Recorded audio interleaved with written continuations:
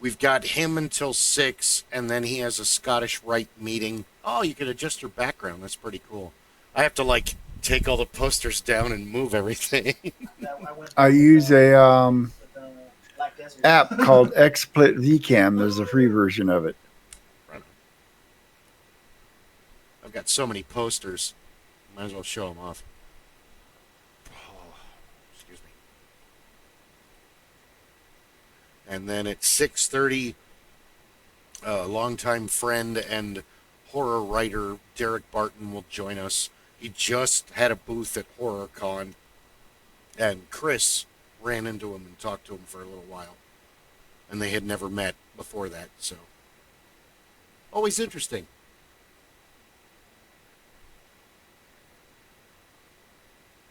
Love the Iron Maiden shirt. Longtime fan, never got to see them in concert, unfortunately. Seen him several times. This is one that was from the 2017 show where I was introduced to Ghost as the opening act. Right on. Remember you saying that last podcast, because this is going to be podcast 42. Climbing ever upward. Like and subscribe. We're going to have to put some, we should do Patreon stuff. We don't have any extra cool behind the scenes stuff to give to them. No, but there are some basic things we can do. Yeah. You can, I can show you how to, well, not really, because I don't know how to use OBS. You're using OBS. I don't even really know how to use OBS or Discord for that matter. This is, seat of the pants, fly-by-night industries, to quote Gallagher. The Sledge-O-Matic. Fly-by-night industries. Of course, as we've talked on, I think that the silent movie by Mel Brooks was a lot of fun, and one of the best bad guy companies ever is in that movie, and it's Engulf and Devour Incorporated.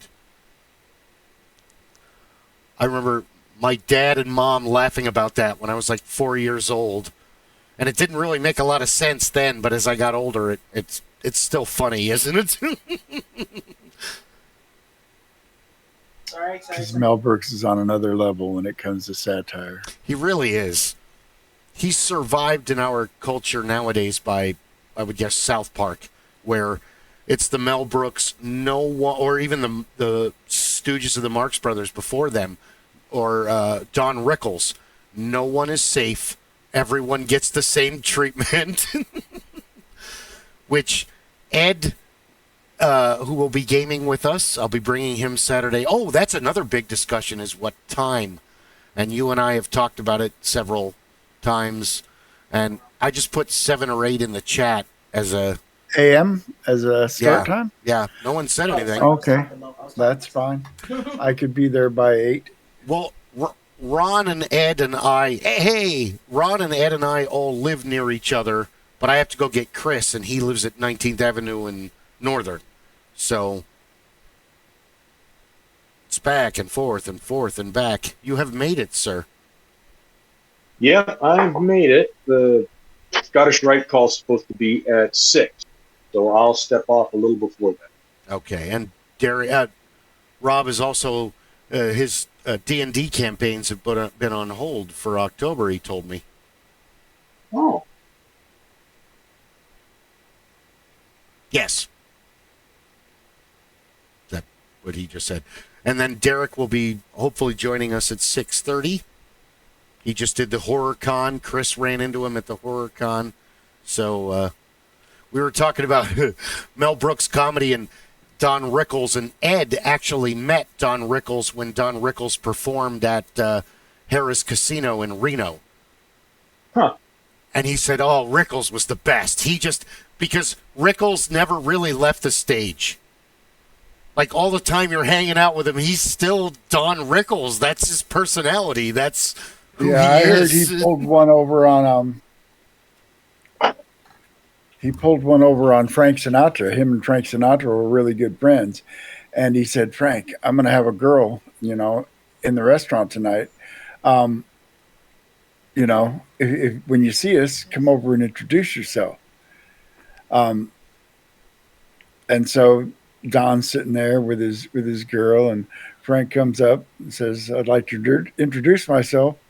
I'm Frank Sinatra." And Don's like, "Man, you're interrupting here. Can't you see I'm talking to the lady?"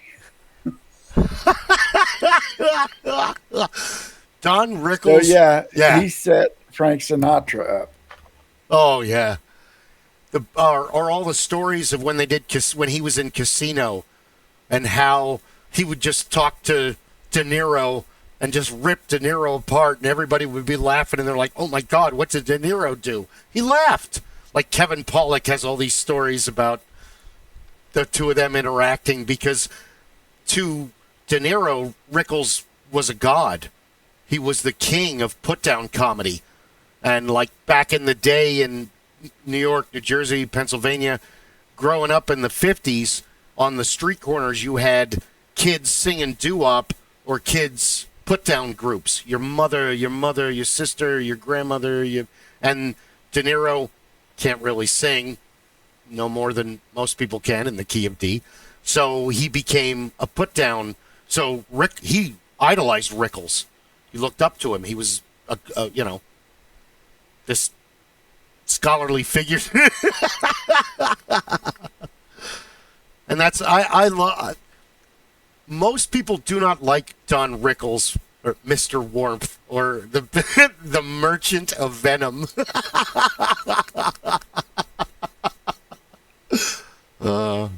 Titles. But I think he was able to act, though. He could act very well. And that was the thing about it, was when he turned off the insult comic side, he was actually quite an adept actor. He could really pull off a great many characters as he was going through. I mean, he did war films. He did a lot of it. He was great in a lot of the gangster films, but he did a lot of things over the years that showed his acting chops. But everybody will always remember him as the put down Don Rickles, the guy who could, the only person. Who was it that actually? I'd have to look it up now, but he got roasted, and I can't remember who it was that roasted him, and he was just falling out of his chair. Oh, it was Dean Martin's Celebrity Roasts. That was like a collection of the best comedy talent in the business at the time, and so it was just so well done. And I can't remember who it was, but it was a younger comic, and I want to say it was one of the guys, one of the guys in the Pryor and Robin Williams generation, that group.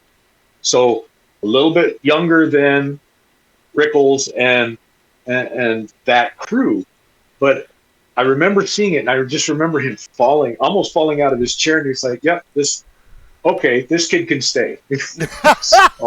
Well, the ultimate thing about Rickles is the ultimate thing about Mel Brooks is the thing about South Park is you have to make fun of yourself and make fun of everybody across the board equally. No one gets a pass. Exactly. And once you make fun of because Rickles even insults himself.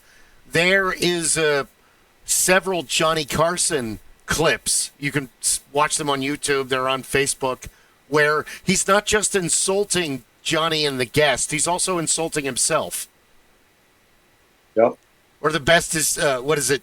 They set him next to Denzel Washington. And Denzel just couldn't keep a straight face because, dude, Rickles is funny. Any normal person, even a trained actor, you're going to lose your shit once he starts his act. And he looks at Denzel Washington, and he looks at him, and he goes, "I'm bigger than you." Well, and even Denzel, well, yeah, I mean, you've been acting since how long? You've been doing Vegas and Atlantic City and everything else since how long? You put your time in, dude. Yeah, you're way bigger than me. And then Rickles follows that up with, "Oh, you wanna sit out here? You wanna come next to me and sit next to the little Jew? Is that what you want?" And then he looks at Carson. He's like, why is he here? Are you here to clean up? No one else could make that joke, dude. Any other person, he would have taken immediate offense. Hey, what's that supposed to? No, dude, it's Rickles. He doesn't mean anything by it. It's across the board. Yep. Oh. Oh. Penner is speaking to the neighbor. Yeah. Oh, let me do the. We're like. Oh man. Oh, and hello, second viewer. Thank you very much. Hello and welcome. That was me. Oh, that even better. You and I are the only ones watching this show. Hello and welcome to the Supreme Council of the Master Geeks Lodge. My name is Bill Kelly. I am Hornswoggle the Great, and with me, my co-hosts are Jingo the Fool. And Rob the Blacksmith. There you go. Welcome to episode 42. We're going to wax rhapsodic about many topics probably, and then have a guest geek, Derek Barton, longtime tabletop gamer, video gamer, and horror suspense writer. He's actually published books. Some of my other writer friends are like, I published a comic book. Those don't count. It's like, yeah, they do. I mean, they're books. I mean, it's only 28 pages till. That hurt. Okay, fine. That's. Oh, tonight's cigar before you have to run away for your Scottish Rite meeting. Well, no, you got plenty of time. It's only 5:09. This one is one that I picked up a little while back. This one is, what are they calling it? The Cavalier White series, which is, I got it at a very nice little boutique shop that is not there anymore, unfortunately. But it is very nice, mild to medium. So it's got a nice dark wrapper, got a beautiful draw. It's been sitting in my humidor probably for about 6 months or so. So, it has, I would say it's probably been aged for at least 6 to 9 months when it was rolled before it was shipped. And I would say it's probably got another year's worth of aging. It being shipped here, it going to the boutique shop that I got it from, and then sitting in my humidor for a while. Right on. Not everybody pays attention to it, but cigars, when handled properly, actually tend to age very well like a fine wine. So if you store your wines appropriately in the bottle, turn them, take care of them, you can age a functional wine and make a quality wine out of it over time, depending upon how it's been made. Cigars are very similar. A nice cigar, a good cigar, when properly managed, actually age, and it can become much smoother. It can elicit new flavors and tones that you would not have gotten from it if you had gotten to it earlier. I may have told this tale before, but my son, when I got back into smoking cigars, he became of legal age. He actually got a tobacco importer's license, which was like $35. And what that allowed him to do was to reach out to a cigar rolling house anywhere in the country, or anywhere in the world, and he could have them shipped in unless they were Cuban. So he found a rolling house that would roll to his specifications. So he and I sat down. We came up with a couple of blends that we liked. We ordered, I think, 6 or 8 boxes, whatever the minimum was. And they were very inexpensive because they were not a name. They didn't come with a cigar band or anything else in a box. And when we got them, he wanted to smoke them right away. Well, they hadn't been aged very much at all when we got them. So he smoked them, and he said, well, these really don't taste as good as I thought they would. Trust me. So we put the boxes in the back of the humidor, and we left. And so 6 months, I pulled out a cigar. We would have one. At 9 months, we did the same thing. The last ones that I had were about 2.5 years in the humidor. And Nice. he looked at me and he's like, "These are incredible, Dad. Where did these come from? These are the last Those of are the ones the that you ordered." So it really gave him an education. And I had read all of that, but of course I'd never done. So any it of was it. very Yeah. nice. No, I So it can. was nice to stuff things in the back every so often, find them and go, "Ooh." Growing marijuana has a similar uh, uh, um, application because I at first I didn't know what I was doing, so I found the internet because that's easy to find. So you read up all on that, but then you talk to all the people that you know, and it's remarkable how much botany people retain through what they've heard from other people when it is involved in drugs, whether it's mushrooms or marijuana or things like that. People retain what they've been told. So close friends were wells filled with knowledge, and they were all very, very happy to impart their wisdom. So I had been hoarding seeds since the 90s, which was super illegal back then. And then after 2010, I just started growing. I had a medical marijuana card, be a medical card, but it wasn't really a grower's card. But I started experimenting. And then afterwards, Andy, who hopefully will be on the show, I want him to, hopefully he'll be on the show, but, you really should cure this stuff. It would be a lot more potent. What? Oh, yeah, you got to cure it. So then he explained that you got to keep it in the dark and burp it once or twice a day and keep it in jars. And okay, so I did an experiment, and sure enough, after about 2 weeks, so the longer you cure it, the more potent it gets. So marijuana needs a whole lot of sun up until you harvest it, and then it only wants to be in the dark from then on out.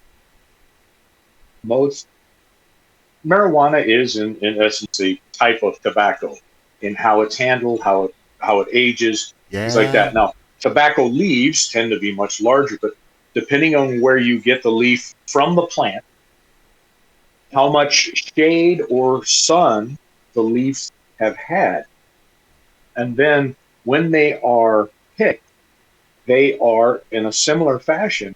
The leaves are then kept in tobacco barns, and they're kept out of the sun. They're allowed to dry and to basically to cure. Mm. And then the leaves themselves, depending on where they came from, what their Yeah. particular condition is, they will then be cured again in Yeah. another fashion. Well, even And so very similar pathway. Well, even mushrooms. One of the council members that will remain nameless and anonymous is growing mushrooms. I haven't tried them yet, but they do look amazing. But even so, you can't avoid putting them in direct sunlight.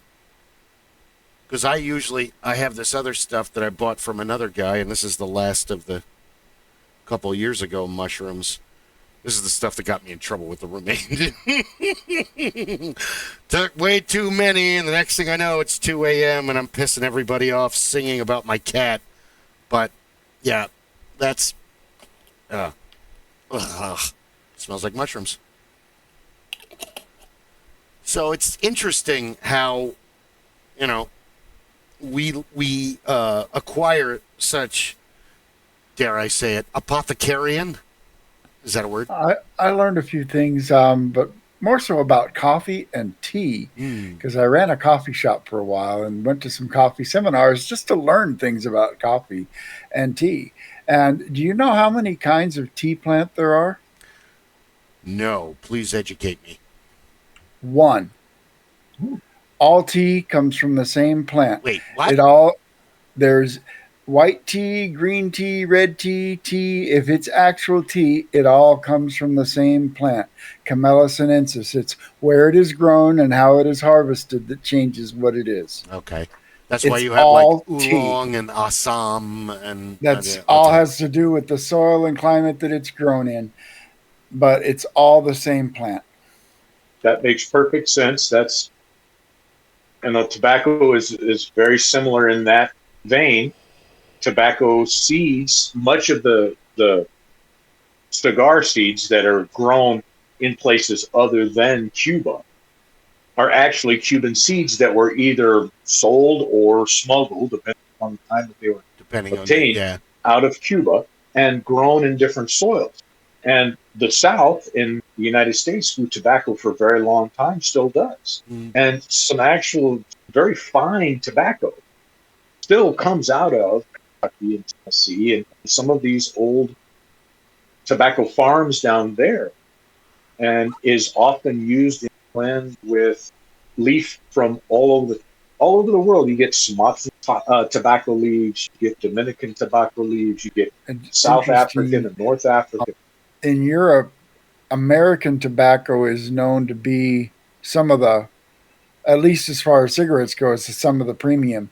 I've never smoked, but I know friends in the army, they say that the tobacco you get on the German economy is horrible compared to American cigarettes. Really? In fact, I we get ration cards because you're only allowed to buy so many cigarettes on the American exchange, because they don't want you trading them to the Germans illegally, which I would never do.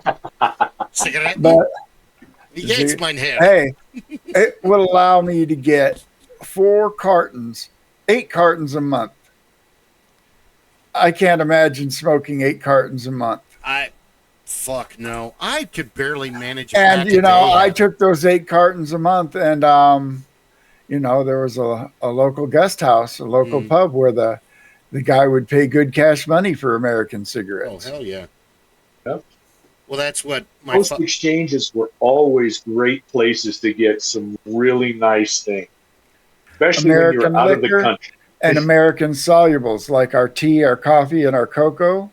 Those are also highly prized on the German economy. I remember being a kid and watching MASH, and Klinger and Rizzo and later Winchester always had a side hustle going on with the local Koreans, the South Koreans.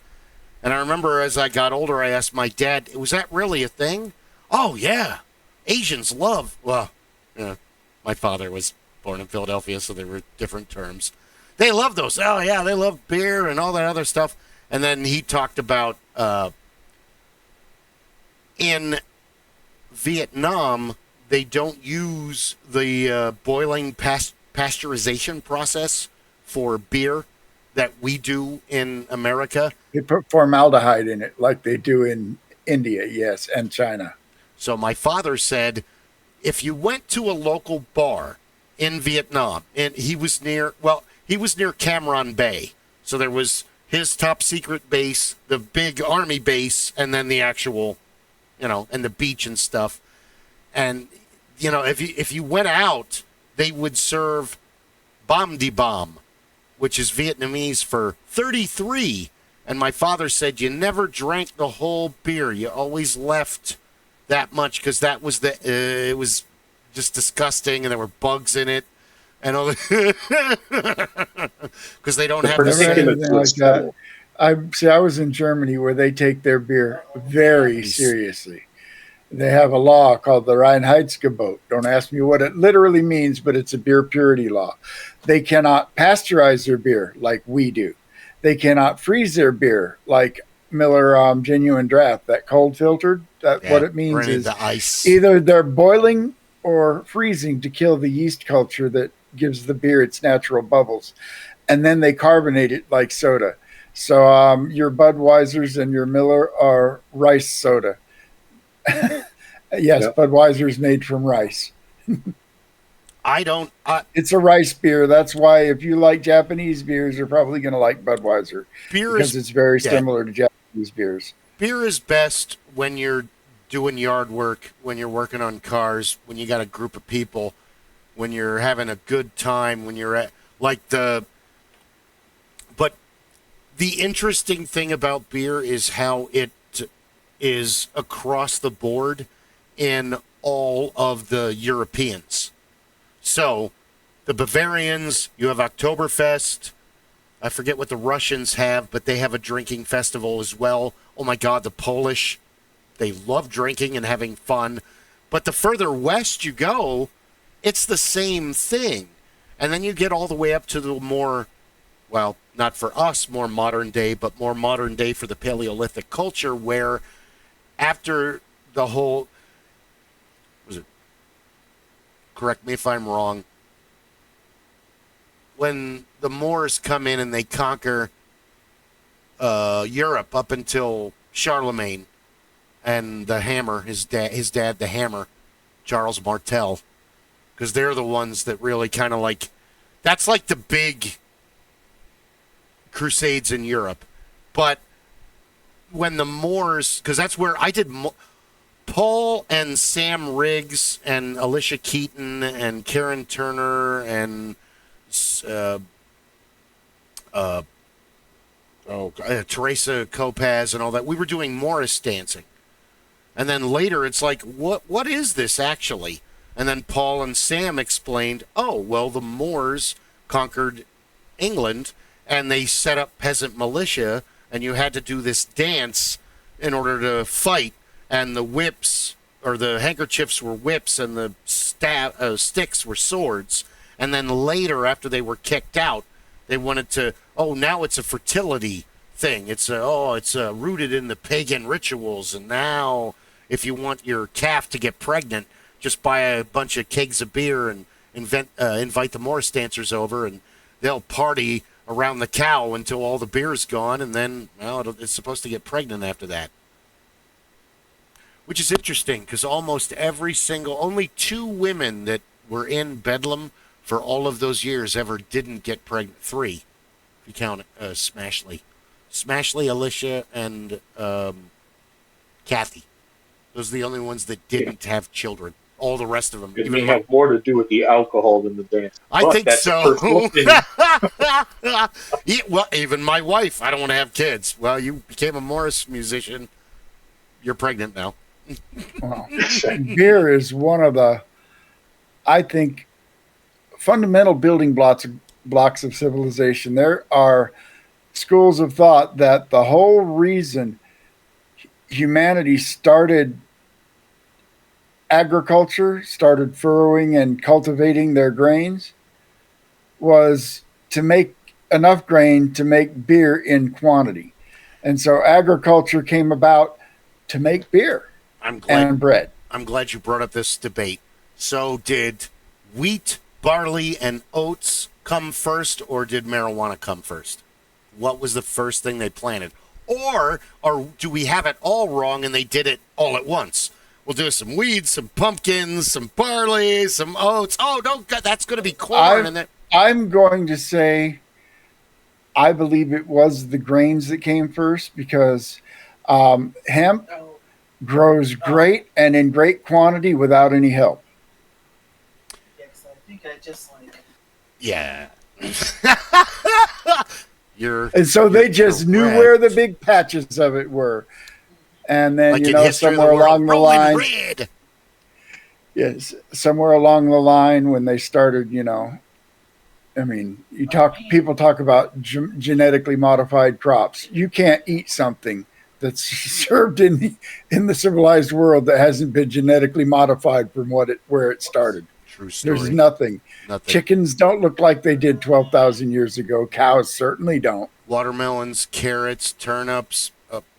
Carrots used to be multicolored until the orange ones became popular, and so they were cultivated to the point where carrots are orange now. Yeah, they used to be like white and purple. All of our grains, all the myriad grains that we have today that we know of that are grown in mass have become what they are after thousands of years of genetic modification by nature and by humans figuring out Well, if I plant this one close to this one, I get this one. And so that happened. The grains that were there, many of the grains that begot what we have today Mm. are not as well known unless you start dealing with here's the big $5 word, indigenous population in areas where they still have that because they either recognize it as its quality and its capacity, Yeah. or it also has a strong historical cultural connection, and so it is retained in that manner as well. Yeah. That is also true. But I don't know. It's a fine line, and I think, well, it bears debate.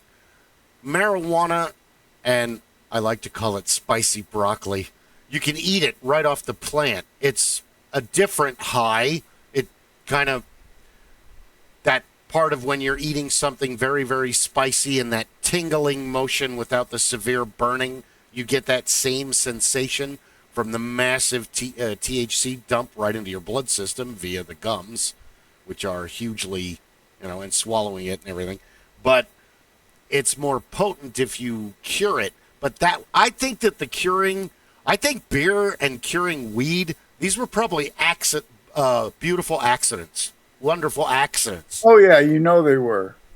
You know they were. Somebody left their grains in a pot, and the pot got wet, and then the pot got warm because it was close to the fire, and the water in the bottom of the pot smelled funny. Yeah. And somebody drank some of it, and it made him feel funny. And so he tried to recreate it and probably food poisoned himself a few times before he got it down.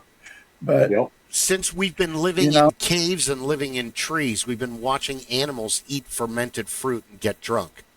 And we've done it ourselves. So we know this is a thing. Well, yeah, that's probably where marijuana became an item that everybody looked at and say, hey, look, the Eohippus is over there eating that green plant. And, after he eats it, he don't walk so good. But he doesn't seem unhappy. So somebody grabbed some and gave it a try because, hey, he's still alive, so we can try some too. He's not attacking us, so this is a good thing. I wonder how man stumbled into some of the other foods that we have. I wonder who was walking along a beach one day and saw a shell there and said, I'm going to pry that open and eat what's inside it. How about the first guy that drank milk? Okay, I got an idea. Well, milk is natural because mom had milk. Yeah, I milk know, is milk. But it's a fucking, a cow. Give me probably $5 didn't come from cows. It probably mostly came from sheep and goats. And women. Yeah. Trying to make sure that you teach the kid which goat milk. It's like honey. How did man discover honey? I think watching bears and like honey probably badgers watch all the animals come down and eat on it, and because we never give animals enough. We spend most of our time in our daily lives and doing other stuff, and we don't give animals enough credit.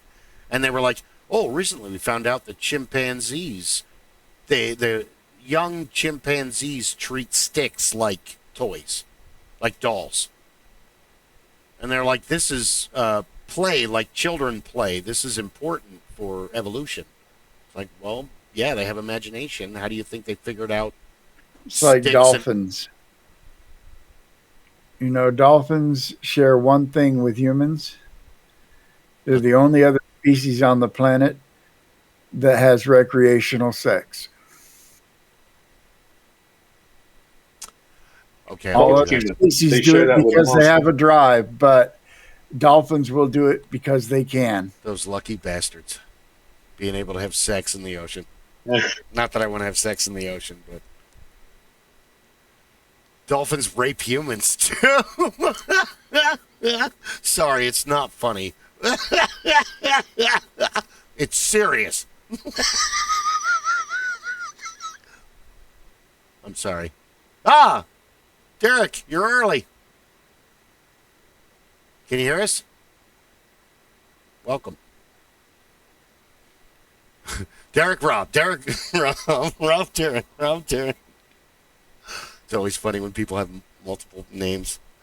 Like when I meet someone else named Bill when I work at some place, should we get numbers? Or should one of us go by our last name? How will we fix this?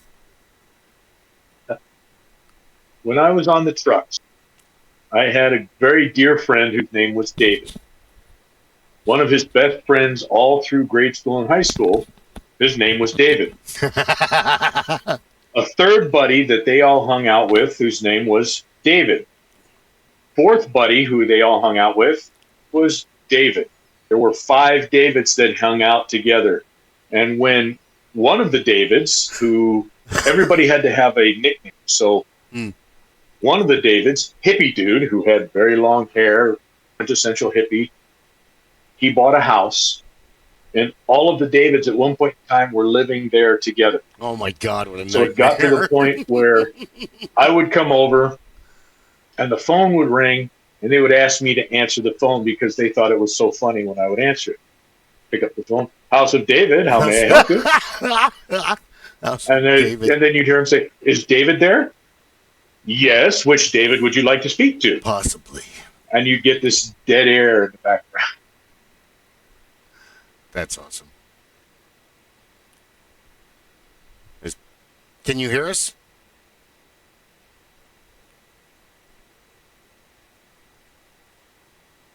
Hello. Derek? If you can hear us, hold up 2 fingers.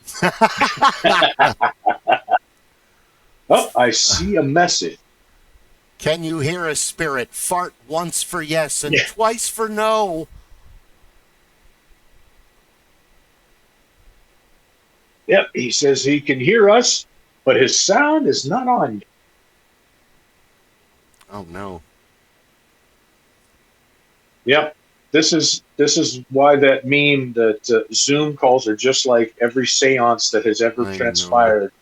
I'm sorry, I'm not a technical whiz, ladies and gentlemen. Like and subscribe for more chaos. 100% pure bar, folks.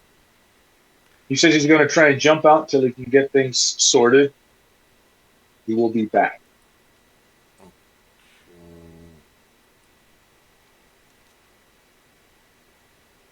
Is that on disc? Where are you getting that from? There is a messaging component. See, the problem is I'm streaming, so if I go to that, it's gonna not. It's going to bounce. Thank you for. So I'm sorry, Derek. This is why earlier I'm like, we should like get everything set up for the. Okay. This is more fun. Right. I bring the It was chaos. easy. I'm good at 2 things: chaos and destruction, folks. There you go. Or how is that from Lethal Weapon? Chaos and mayhem were a double act. No, I'm chaos. He's mayhem. Those are fun movies. Those were the movies you guys were talking about, and the kind of games you want to run, where it's just Saturday morning. Ranmar of the Jungle, King Solomon's Mines, listening to Sharon Stone scream for 2 hours, which is always fun. The whole I'm chaos, he's mayhem reminded me of a old Bill Cosby skit where Cosby's talking about when he was a kid and how abusive his dad was. He's like, when I was a kid, I thought my name was Jesus Christ. Jesus Christ, because every time my dad got mad at me, he'd go, Jesus Christ. It's like, yeah, my brother, his name was God damn it. So one day, my dad gets mad at me and he looks at me and he goes, God damn it. He's like, no, Dad, God damn it. I'm Jesus Christ. I thought my... Yep. God damn it, will you stop making all that noise? Jesus Christ, sit down! The best part about Bill Cosby himself is the way he described the way his wife disciplined the children, because that literally was... begin. That was growing up with my mom. She grabs a yardstick, holds it like a samurai warrior, and declares the beatings will now begin by screaming, I have had enough of this. That was like scary. That was like, how do you know what happens in our house? And that was like 84, so I was like 12. So that was just like,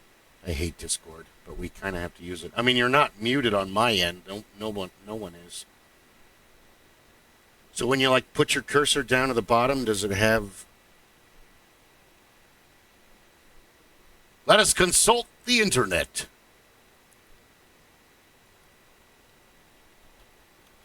Consult the Tome of Masks. Discord. Can see but can't hear on Discord. Yes, I meant that. I'm terrible at spelling. Shut the hell up. Stupid computer. Confirm your headset's plugged in. Also check your computer's sound settings to ensure correct output device is chosen and the volume is up. I don't know if that helps. And then there's Reddit. Do we really want to go on Reddit? Yeah, why not? Okay. I like chaos. I like money. I like cheese. We were hoping to interview Derek about his recent success on his horror and suspense novels. That I am technical certain difficulties. that he will be able to get that worked out because he was diligently working on it when we saw his video. He's a very intelligent guy, so he'll probably figure it out.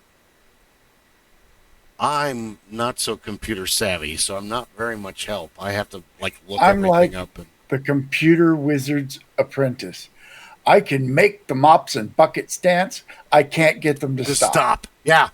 That's the problem with hanging out with all you guys and Ron and Paul and it's like you at the last job they're like, we need to do this, and I was like, oh, you just do it like that way. Oh, you must know everything about computers. Oh, no. I'm a customer service guy. I can help build one and remind you about stuff, but I'm not. And then beyond that I point, don't code. yeah, this needs to happen. Oh, just do it this way. I thought you didn't know anything about computers. I don't. I've been taught cheats and hacks by experts. There's a difference. I didn't put the time in. I just learned. I just got there at the end. Yeah, you just do this. Oh, no. I didn't learn that. I was told that. There's a difference. Oh, don't start yawning yet. We're not that boring, are we? No, it's not that. I I work in the loud and bright. And so when I come home and sit in the quiet and dark, it's like, peaceful. yes, peaceful. And in the summer, it's loud, bright, and hot. And then you go from that to quiet, dark, and cool. I know exactly what you're talking about.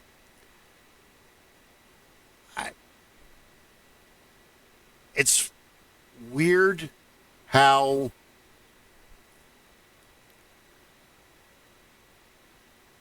haunted houses made me realize just how much of a nyctophile I really am, where I am completely at peace in total pitch darkness. Because it was just like, Mom always closed the door. We were not allowed to have night lights. That was a guest thing. So Nope. it took adjustment to sleeping with lights on in a room. I sleep great in total darkness. Yep.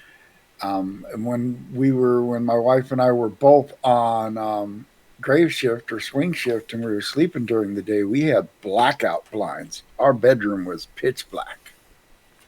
Right on. I prefer total darkness. Now, on the other hand, total silence, we went one weekend and stayed in Heber just to get up into the mountains for a night. Stayed at a Best Western that was out on the highway about a mile from anything else. And it was so quiet. You could hear the transformer and the neon sign out by the road humming. You could hear a car for miles. You could hear it coming, and finally you'd hear it go by, and then you could hear it for a long time. And it was so quiet that we laid there and stared at the ceiling and couldn't sleep, because when you're used to a blanket amount of noise like you get in a city, Yep. and it's not there, it's unsettling. You were having my cousin Vinny moments where he has to go to the prison to get a good night's sleep because he's so used to back east where there's just noise. It's just noisy. There's just a lot of people. It's 24/7.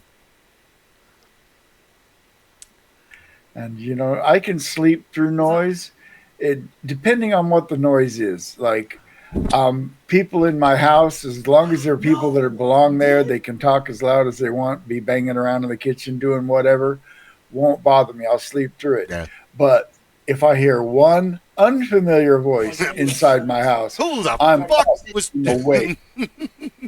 Yeah. Or, I hear a noise that isn't a noise that normally comes from inside my house. Yeah, I'm awake. absolutely. It's when you live all by yourself that you learn your true, circadian rhythm,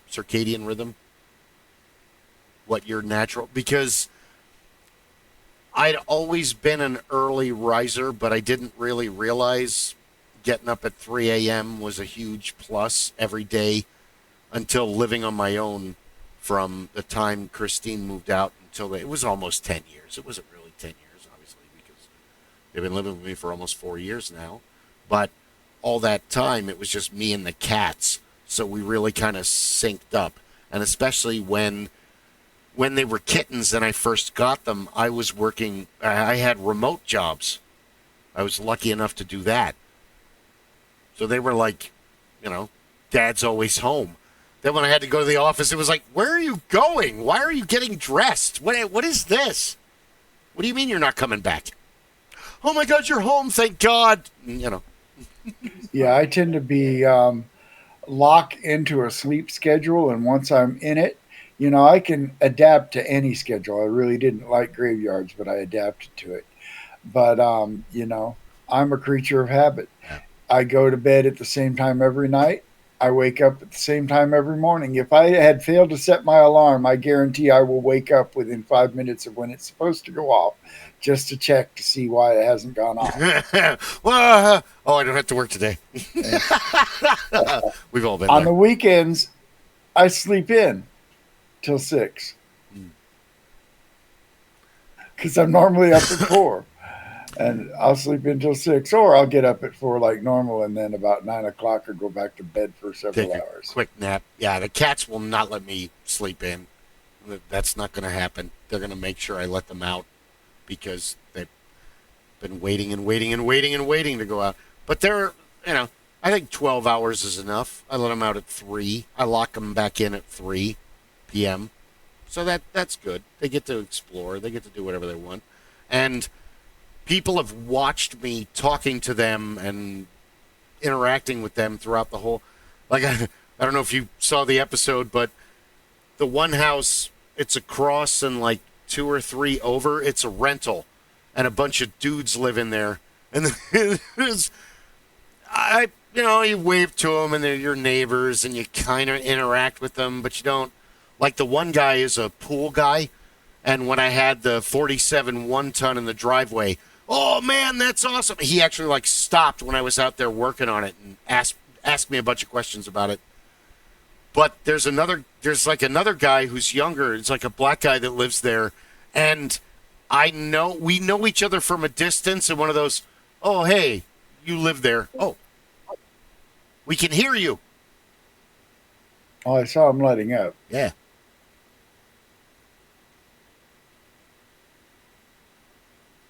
I heard him for a second.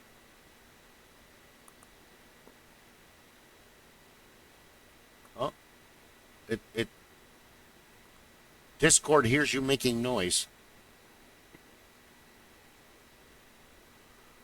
Fix the inability to hear. To confirm your headset is plugged in and we can see you. And video. Can we hear you? You can see me now? Yes, we Yeah, can we hear hear you. you. Huzzah! Jesus. Ladies and gentlemen, Derek Barton, Welcome to the council. I only see my avatar. I don't see my actual picture. Oh, we Yes. can see you in real time. You have a blurred background. Yeah. It's weird. I can only see my avatar, which is fine. I'd rather not look at myself anyway. You know what you look like. Yeah, it's like when I watched the thing, I was like, you watch you, and then after that, it's me, and then watch other people. So, how are things? How you doing? Oh, well, let's start off with how was the horror con this weekend? How'd you do? Well, it was pretty shitty at first, to be honest. Are we being recorded first off? I don't want to say too much. No, we're live. No, we're live. There's only no politics, no religion, don't eat, and what was the other thing that Don't do anything. just be cool, be excellent to one another, like Bill and Ted. There you go. Okay, not a problem. Swearing So is the fine. first day I had absolutely no sales. Hardly anybody came. It was like, it was sold to me as it was going to be another, like the size of Fan Fusion, that kind of crowd. And we had hardly anybody come the first day. And nobody bought anything from anybody. So everybody was grumbling, because it was pretty expensive tables. Second day was a little better, and then the third day, it was what it should have been all 3 days, but it was decent the last day. So I made my table money back, and that's about it. That's what's most So- important. Well, sort of. I mean, like I said, I thought this was going to be one of those where I could use that money to help fund other things, other projects, but it's not looking that way. So I made the table and the hotel money back. That's about it. So It's got to be could tough. be worse, could be better. What's that? What was the last thing? Said it could have been worse, could have been much better. Yeah, it's fate. Yep. It's got to be different do bookstores do like comic book stores where you can just hang out for a weekend and promote they do? Well, you can hang out for a couple hours. Usually not the whole day or whole weekend, but I've done like Bookman's. I've done a few bookstores around. I've even done one comic book shop. So, but Right on. hi, gentlemen. I haven't had the introduction yet. Whoops. My, Go ahead. Sorry. I just didn't want to jump in and occupy the conversation. You guys don't even know who the hell I am. Well, gentlemen, I unfortunately have to jump. I have that Scottish Rite call, but glad you were able to join us tonight. Bill has been very excited about this. We've been looking forward to it. I'm just sorry I'm not going to be able to sit here for this, but I will watch because I want to hear all about it. And I will leave the three of you gentlemen to enthrall the masses, bring forth as much education and interest as you possibly can. And with that, I bid you. Well, I will tell you this. I'm not opposed to being a regular, so maybe we can do it again soon. Always Hopefully. welcome. Yeah. Always welcome. Absolutely. Take care, gentlemen. Enjoy, Rob. Thank you, sir. That was Rob the Blacksmith. This is Rob DM, Rob Marsden. Derek, Rob, Derek. Hi there. Rob, what do you do? In real life, I work for an airline. I move you, parts around. Are you a pilot? No. We fly sometimes, but I'm not a pilot. Get you. Oh, I am. And then what do No, my job title is Material Logistics Specialist, which is a very fancy mouthful that means stock clerk.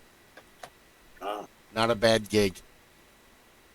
It's actually one of the top paying blue collar jobs in the country, stock clerk for an airline, because it's a union shop job. And so it pays Really? pretty good. Yes. You're lucky enough to get union. In a right to starve state. Yeah. Right this time. Oh, Derek, I'm sorry. You did message me on Facebook. I'm so bad at the multi because I'm like trying to. Because even when I'm like streaming, people are like asking me questions. I'm like, oh crap! Hold on, now I got to get out of the game. I'm bad at this. Uh-oh. I'm just trying to get my actual video on here, so don't worry, I'm still here. Okay. Well, at the end of this, I'll post it on the council YouTube and my own YouTube and Rumble, and I don't know. Well, story for another time. So, yes, start at the beginning, I guess. What got you into horror and suspense novels and writing and goddamn Stephen King. It's always somebody. Yeah, I would probably say my father more than anything. He he liked to write, and he was into the horror genre, and that I've always had kind of a inkling toward that. And then he started writing, and then I quickly grew addicted to Stephen King books, so I've read almost everything of his. And but then real life hit me, and I had to pay the bills, had to support a family, so I went into the insurance industry, which is, so akin to horror writing. But it's very scary. I wouldn't say I was actually starting until I was actually in my 40s. Really? Yep. So my first book was published in 2016. So, Congratulations. and I just finished my 20th. Hey, all right. Congratulations. So I've been productive. You've been hard working. Absolutely. Another reason why I wanted to get you on the show, not just because of the Halloween season and the horror spooky, but yeah, dude, you've been plugging away for a long time about this. Yeah. I've got a small fan base, but I'm, always trying to increase it. I was really hoping this horror fest was going to be a turning point, but, it is what it is. I think that, I did make a lot of new connections, which is good. Now we'll see if that how that spreads a little bit. Yeah.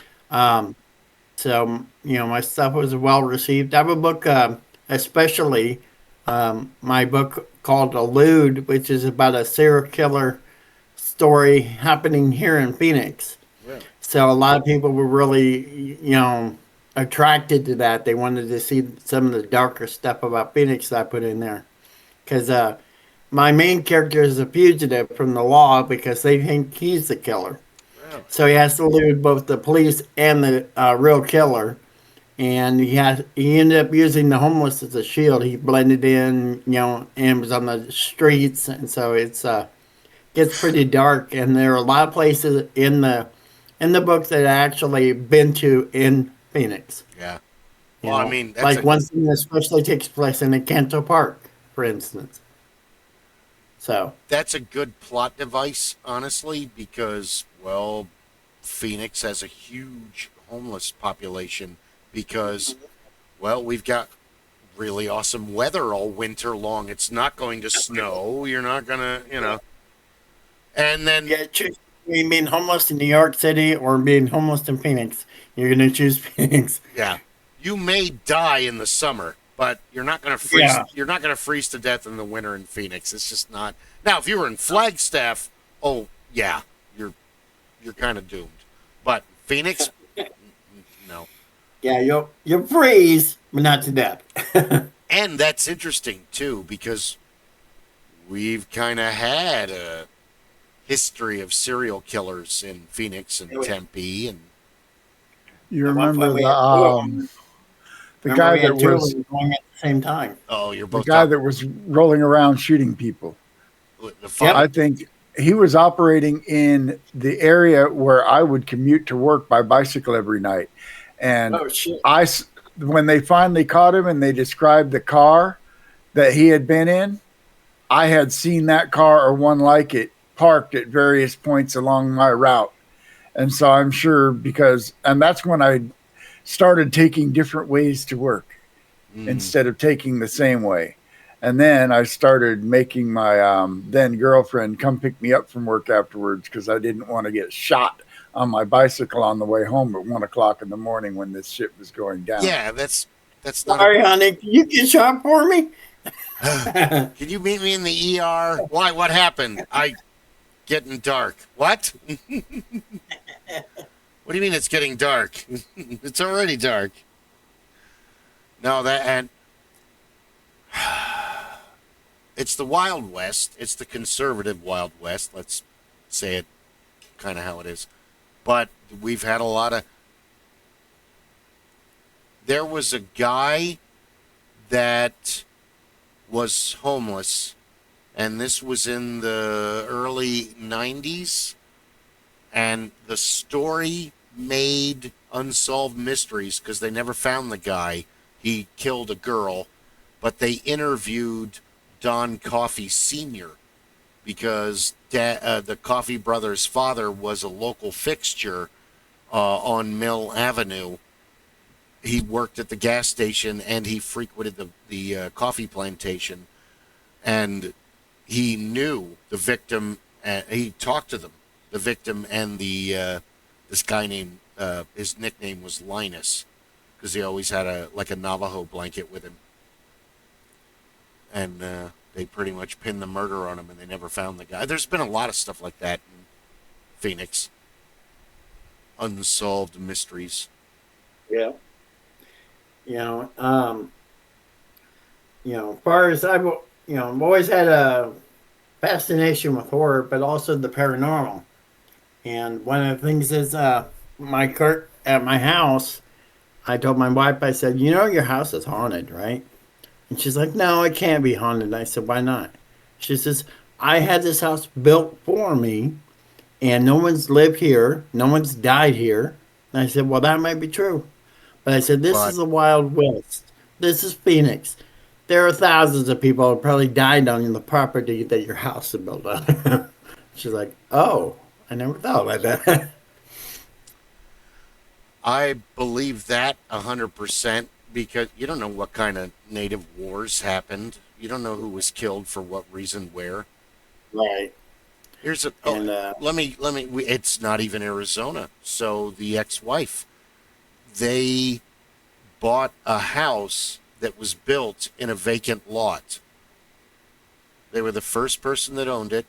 No one had ever lived there before, and she has. And there's a lot of stories about how haunted this house was, to the point of she's in. I can't remember what grade she said.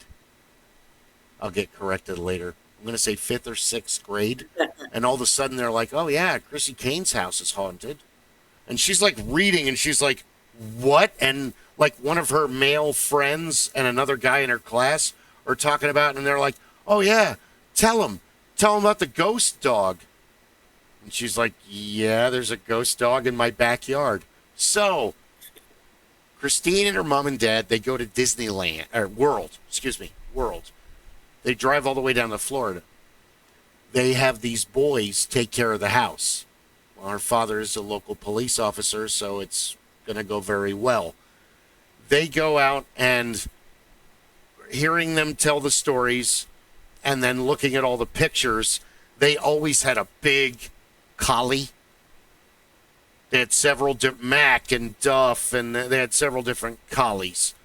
And the boys are telling the story in the classroom at school how they went outside, out back, to get the dog to come in, and the dog was out playing and barking and having a great old time, just having a blast all by himself. And the dog came up, and they're like, hey, buddy, come on, here's a cookie. And they said the dog came up and got a cookie, and all of a sudden there was this other dog that wanted a cookie. So they tried to give the other dog a cookie, and it disappeared. Oh, wow. That's cool.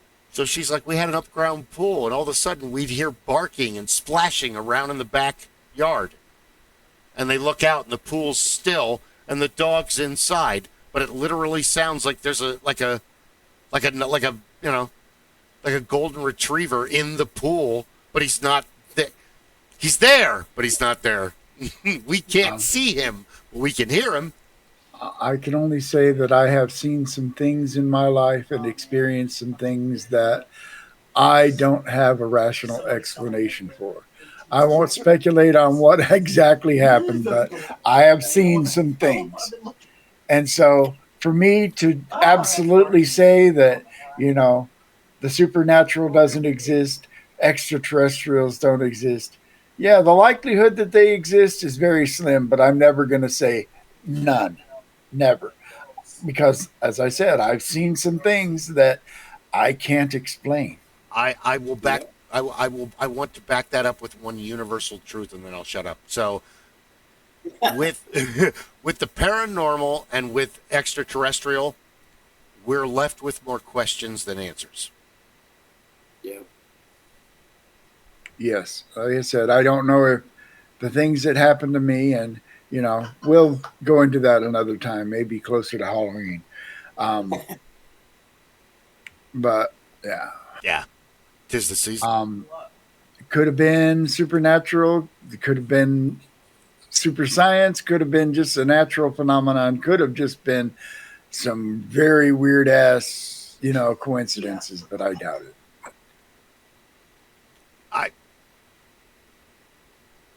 I've gone full circle in life because I've experienced so much shit and heard so much and seen so much that I always worried about those guys. I believe once, Bill, you told me about a story about the Renaissance fair you were at, and you heard footsteps above you in one of the buildings. Yep. Didn't you tell me that story? Oh yeah, the fair is really haunted. There was nobody there that you knew of, but you definitely heard footsteps. Yep. I remember that. I remember one time we were all hanging out, and it was at like midnight or 2 in the morning, and all of a sudden, no one was smoking. Well, I was smoking weed, but all of a sudden we smelled pipe tobacco. And there's no one around. Now, it's like, this could have been some guy out there. You would hear them. There's nothing but gravel around. And the footsteps echo, and there's nothing to slow that sound down. So every step it echoes through the entire area, whether you're in the actual fair site or whether you're in the back of it. We heard voices. We heard a man laugh one time. We heard a man talk in the fair, in the shop. You see a lot of people that aren't there. There are shadows, especially at night. But I think it's a mixed bag of 200 years. So you have the modern day where so many people that love the fair are going to haunt it. I mean, that's their heaven. They wait all year. I don't want to take up the time, but like Rob said with the paranormal experiences, I could literally, because I was out there from 91 to 2015. There are so many people that I saw every weekend for decades, and I watched them grow old and die. And they went from walking normal to needing a cane to having a Zimmer walker to being in a wheelchair to being on a respirator to casket to being in urns. Do not spread your urns out at Ren Fair, please. Don't do that. Oh my God, no! Don't. No. You're going to get in trouble, and you're going to piss everybody off. And please don't do that. So, because I used to be like, yeah, man, I want to be buried out here. Now, no. It's kind of funny that Disney World had to make a rule about that. You cannot spread your ashes at Disney World. They would have people pollute the river and the Small World ride. And I'm like, oh my God, they had so many people doing it that they had to make sure that security could catch it. Yeah. I dumped him in the Small World River. God, you must hate him. No, I love him. Yeah. Well, then why'd you put him in there? Can you imagine hearing that song for you? That's hell. That is the definition of hell. That's suffering. That That's something you do to someone you do not like. That's somebody that you hate. But no, That's how you get things that come back to haunt you. yeah. This You put me in the river, you bitch. this house is haunted. The one I live in is haunted. It comes and goes, but we had a little girl die. She drowned in the pool, and she was Lula Faye's granddaughter, and she kind of like runs the street. She randomly haunts the houses on both sides because people. Jeannie lives there now, and the Blakes lived there before, and before that, Paul and Teresa lived there, and they had a very young baby. He was like 7 months. He could barely sit up and play with stuff. And I started talking about all of the happenings, and they both got really wide-eyed. And at one point I went, that's why your kid gets up in the middle of the night and starts giggling and laughing, and the toys go off in the room. Both of them turned pale and looked at each other, and it's like, she's fine. She was like 9 years old when she died. She's just a little girl. I see her all the time. She's in a little flowered dress. She messes with my cats. That's how I convinced my wife, because she didn't believe the house was haunted until one night we were both laying there, and all of a sudden we felt something lay between us, and it was the size of a child. But we didn't have any children, and we didn't have any cats or dogs that big. Yeah. It was, but Yeah, it was and so heavy that we both felt it at the same time. And it's like, okay, you're right. Yeah, it's weird. It's easier to accept the extraterrestrials than the paranormal, but with the paranormal, you're just left with more questions. You know, we don't we don't know enough about. We can explain it in role playing games and D&D and all the other. But that's rules for make believe, as opposed to, well, in science, matter can't be destroyed. It has to change, and once it's at its end, there is no more matter. So the idea. I just saw a really interesting video on YouTube last night. It was about this lady who said that she was possessed by a consciousness called Seth, and he basically was explaining to her and through her what happens after death. And he was like a consciousness that had reached a certain high enough level that he could actually breach dimensions and speak to us and guide us. And so he was being channeled to this lady named Jane Roberts. And it was just a really interesting video about how all of this is like almost like a video game kind of setup, where you want to make sure your consciousness grows in different areas. You want to learn how to be more compassionate, be stronger.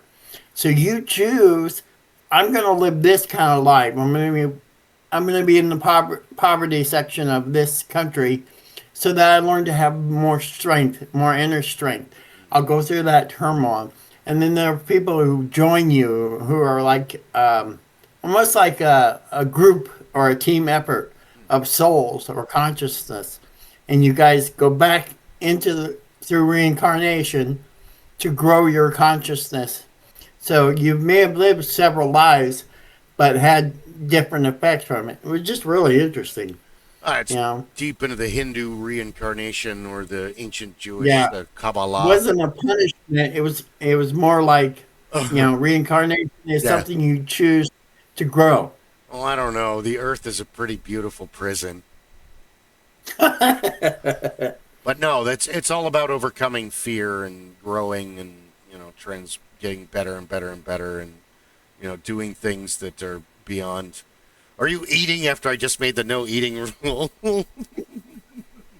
Fair enough. I think you see me. Well, it's just Yeah, but what's he going to do about it? yeah. Oh, there. That's it. That's the end of it. I swear. I agree with that too, because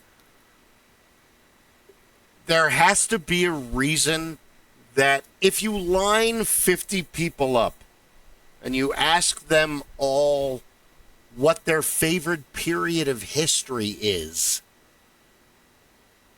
more than half of them are going to be in the Holy Roman Empire, especially if they're dudes. Because, so why are all of us so obsessed with that?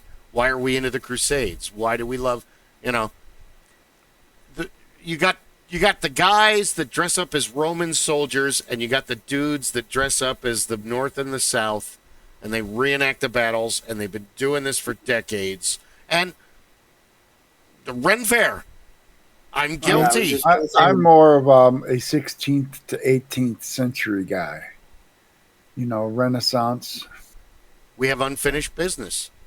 Yes, that includes the period that included the golden age of piracy, the American and French revolutions. Well, the French Revolution was late 18th, early 19th century. There's some awesome people doing dynamic stuff all through the era that you just mentioned, but even in the interim, you've got. That's why in the SCA we were always pirates. Our group was always pirates. No, but you have heard of me. You're coming out of the Dark Ages, though. You're in a golden age, like you said. It's a golden age of enlightenment that hasn't been seen since what? Ancient Greek, since before the great. It's the rise of the middle class. Yeah, even more so the rise of the middle class, because before that, it's really like you have this like library of Alexandria where, welcome to the port of Alexandria. Do you have books, scrolls, or leaflets? They're ours now. Well, I need those. Hold on, you'll get copies. You left out every other word. Wait a minute. So you've got this progression where we go from, writing and reading as witchcraft to, have you read the new H.G. Wells book? Or even Mark Twain, who, as fantastic as Verne and Ambrose Bierce and H.G. Wells are, Twain is the showman of writers of his time, if I may. Whereas he won't be overthrown until Dickens, or do they kind of run parallel. You kind of overlap a little bit. Well, Dickens is a lot more dramatic and theatrical, where Twain is, everyone satirical. He is. Everyone talks about the weather, but no one does a thing about it. Though lately they've been saying that isn't actually his quote. It's still an awesome quote. Whether he did it or someone else. And I guess that must be the same under the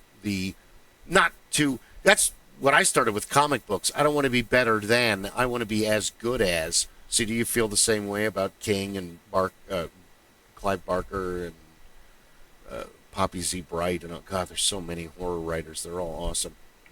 Yeah. I would love to be on that level, but, it's hard to know where you actually are, It's not like I was thinking the other day, how music artists will sample people. But you notice they never did that with books. You can't go back and say, here's my version of Cujo. Yeah. That would be cool. But you can't do that. It's interesting. I mean, because they do it with movies. They remake, reboot, and do all sorts of prequels to movies. And now they do it with music, so it would be interesting to rewrite some of that stuff just to see what your take would be. But I don't compare myself, of course, to Stephen King. He is the master of horror. I do think he has flaws, like all of us. He has areas that he excels in. His characters are very memorable. Yeah. They just feel like they feel like they could walk right out of the pages and be in your life. And I think that's why he is so powerful. Yeah. I strive to make characters that are memorable, that touch you and you sympathize and you empathize with them. Even the bad ones, the villains or the Hey, monsters, they gotta have For motivations. me, the Everything villains are where it's at.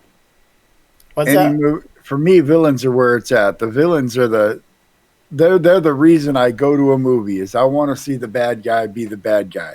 I want to see him get what's coming in the end. But there have been some legendary actors that when they did their turns as bad guys, just absolutely killed it. All the times that Gary Oldman has done it. Oh my God, Heath Gary Ledger. Oldman is such an underappreciated actor. Him and Gary Sinise. yeah, he's a great bad guy too. I would like to throw, as far as new villains, that movie Weapons actually blew me out of the water. I was so surprised by that. I did not expect the movie to be as good as it There's is. a lot of buzz about that. I haven't seen it yet.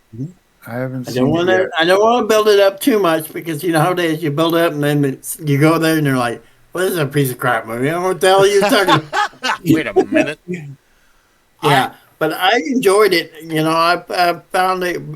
I love the way they told it because they told the same day, but told from like 6 different point of views, and then it all comes together. In the end. Done well. That's a good thing. They did that in the Game of Thrones books, but not so much the shows. Yeah. I have some unkind things to say about the Game of Thrones books, but I'll let them go for They're now. not perfect, but it was very interesting. No, I had at the time I was at work in a place where I sat and did nothing for a long time, and somebody hooked me up with all 6 of the books, and so I read it all. And Me too. I got to the end of the 6 books, and it's like, 6 books later, and they have still resolved not a goddamn thing. It's like and Europe. so I started watching the TV show, and at the end of the first season, I thought they're going to get to the end of this show before he's even written the last book. They're trying to write a show, and they don't know how it's going to end because he doesn't know how it's going to end. He hasn't decided because, yet.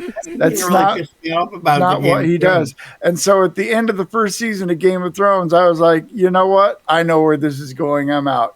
And all of the people I know that bought into the Game of Thrones and watched all the seasons and got to the end, and they were like, what the fuck? Yeah. Not only did they screw it up badly the last season, or basically the last 2 seasons, but because they were winging it, it just came across as so disjointed from the last 5 seasons because, he stopped writing the show, so they had no more source material, and their material sucked. And they knew it. And they kept trying and trying, and it was just like... And the books weren't bad. Worse. The books weren't bad. I mean, I read all 6 of them, but just the whole, we're not going to resolve this. We're just going to keep it going and add more and keep it going and add more and keep it going. It was last book ends on a major cliffhanger. He did the same thing with his wild card novels. Oh, I've never read those. You remember those? Nope. Basically, the Wild Cards was a series of books that were started out as collaborative fiction, kind of like the Thieves' World fantasy books. I don't know if you remember those. Thieves' World. Thieves' World was a series of short stories all written about a particular city, but all the short stories were written by different authors, and it was a mosaic novel of sorts. And Wild Cards did the same thing, only it was a superhero universe. And eventually that got abandoned. But I have not read them, but Christine read. I watched her read Order of the Phoenix in like 3 or 4 days. Like I knew we were married and a Harry Potter book would be coming out, so I would I better plan all the meals because she'll be in the house, but she's not at the house on the couch. She's at Hogwarts or London or where. Lost in the world. Yeah, like when she was finished near the end of the book, I walked from the kitchen to the living room and she was crying. And I'm like, oh my God, what's wrong? What happened? She had read the part where Sirius Black had died and she was all upset about it. It's like, what happened? Oh my God, why are you crying? That's the last thing you want to see is a husband, is your wife crying. Yeah, it's that oh shit, what did I do moment. Oh my God. But just crying. It's like, what the hell did I do? you're crying. I am in so much trouble right now, or someone is dead. So Yeah. Sorry, I segued. The point I was making is I've never read the Wheel of Time series, but I've never read it either. I got it 5 books in. Okay. Christine got further into that and said, this never ends. They just always go to a new, it's like Wagon Train or, you know, it's an Oregon Trail. You never get to your destination. It's like they always go to a new area and meet a new group of people and a new society and a new. My issue with that one was not only was it so, it's so spread out. It's such a big story, but I was listening on audiobook, right? And the names are very similar. And after a while, I'm like, who the hell are we even talking about anymore? I was so lost, and I'm like, Yeah. I did a spreadsheet to follow Game of Thrones because there were so many goddamn there were so many goddamn characters. But I remember I spoiled Game of Thrones so bad for my wife, Coffee. She had been watching it. They were in the 3rd season, and I was just in casual conversation, and it's like, and then and then this happens, after Robb Stark dies. She's like, Robb Stark dies? Yeah, he does. I read, it's not, when you're reading up to it, it's not called The Red Wedding in the books, but I got up to book. No, it's not. And I got up to that. That's in book 3, because Game of Thrones, Clash of Kings, Storm of Swords. And I got up to it, and I'm like, this is really exciting, because the way they read it, the way he wrote it, that's the Song of Ice and Fire really isn't some fascinating, new, amazing take on a story. The best treasure of the story is the fact that each chapter is in a different person's point of view. And then at one point in the second book, you're seeing the same thing happen from like Sansa and Tyrion, or Caitlyn and Bran, or Ned. Well, oh no, Ned's only in the first book. So yeah, he looks. I got so where I'm like, okay, I remember this character. I know where he's at, but I can't remember what he was doing last. So I'd write the name, where he's at, and then what he was doing last, so I could follow the damn book. You know what? I don't forgive George R.R. Martin for his books are this thick. But you start a chapter and he spends 6 pages describing every dish at a feast. He says 4 pages describing all of the war banners in detail of all the houses that are at this war camp that will never be mentioned again. Yeah. And his other laundry lists of bullshit that take up page after page. When we got to that, I would skip that damn detail in the room. Anne Rice does the same thing. She'll give me like 8 different angles from of the coffee table, and you're probably goddamn coffee table doesn't matter. Some of them are hard to read. So does Tolkien, and so does Leigh Eddings. Tolkien, big time. David Eddings. His wife. Oh my God! Because you can, if you read the Bulgarian, the Malorian, and Chris hasn't read it yet. Have you? Did you read it? I did. Awesome. Okay, I don't have to explain everything. But if you read 1 through 11, that's Eddings. As soon as you get to Polgara the Sorceress, 12. Couldn't read it. I kind of lost it about third of the way through that book, and I put it down and never picked it back up. I was I'm not afraid to abandon a book. I'm not either. I'm really not either. But she's just so pretentious and egotistical in the character that it's insufferable. And like 5 fucking chapters on roses. and then finally some bandits attack her, and the combat and the suspense is like 3 sentences, and then you're on to the, and soon I will go and talk to this guy with terrible breath. The reason he has terrible breath, 8 pages later, oh my God! I don't care about his halitosis, okay? Let's move on. This is a fantasy story. Let's have some magic and shit and dragons. Well, you know what? I think a part of that has to do with the publishers because they demand a word count. Because I'm noticing that even with Lee Child, I've read almost all of his Jack Reacher stories.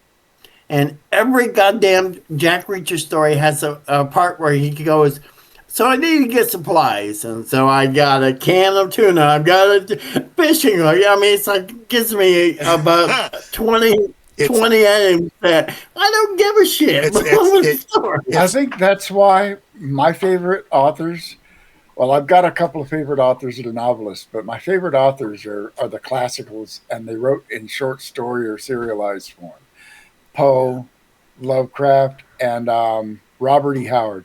I fucking love Robert E. Howard's writing. The man could write a fight, an action scene, you know. With Conan. And it was just, yeah. He wrote Conan. And he wrote Cull the Conqueror. I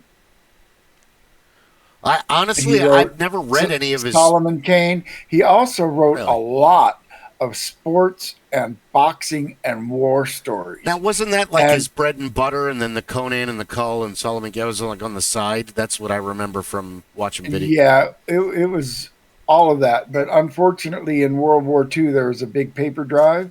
And so a lot of pulp magazines, including the original stock, got burnt up in the paper drive for World War II. So a lot of that fiction is just lost to time. That sucks.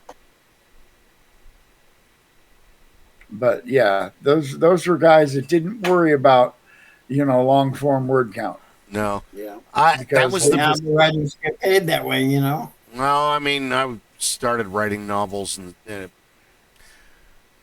but I have terrible penmanship and I'm terrible at spelling, and it's better if I just it's better if I talk. But Tolkien is the same way. Oh my God. You read The Hobbit, and at first it's kind of slow, and then boom, we're off to an amazing adventure that's exciting, and then you pick up Fellowship of the Ring.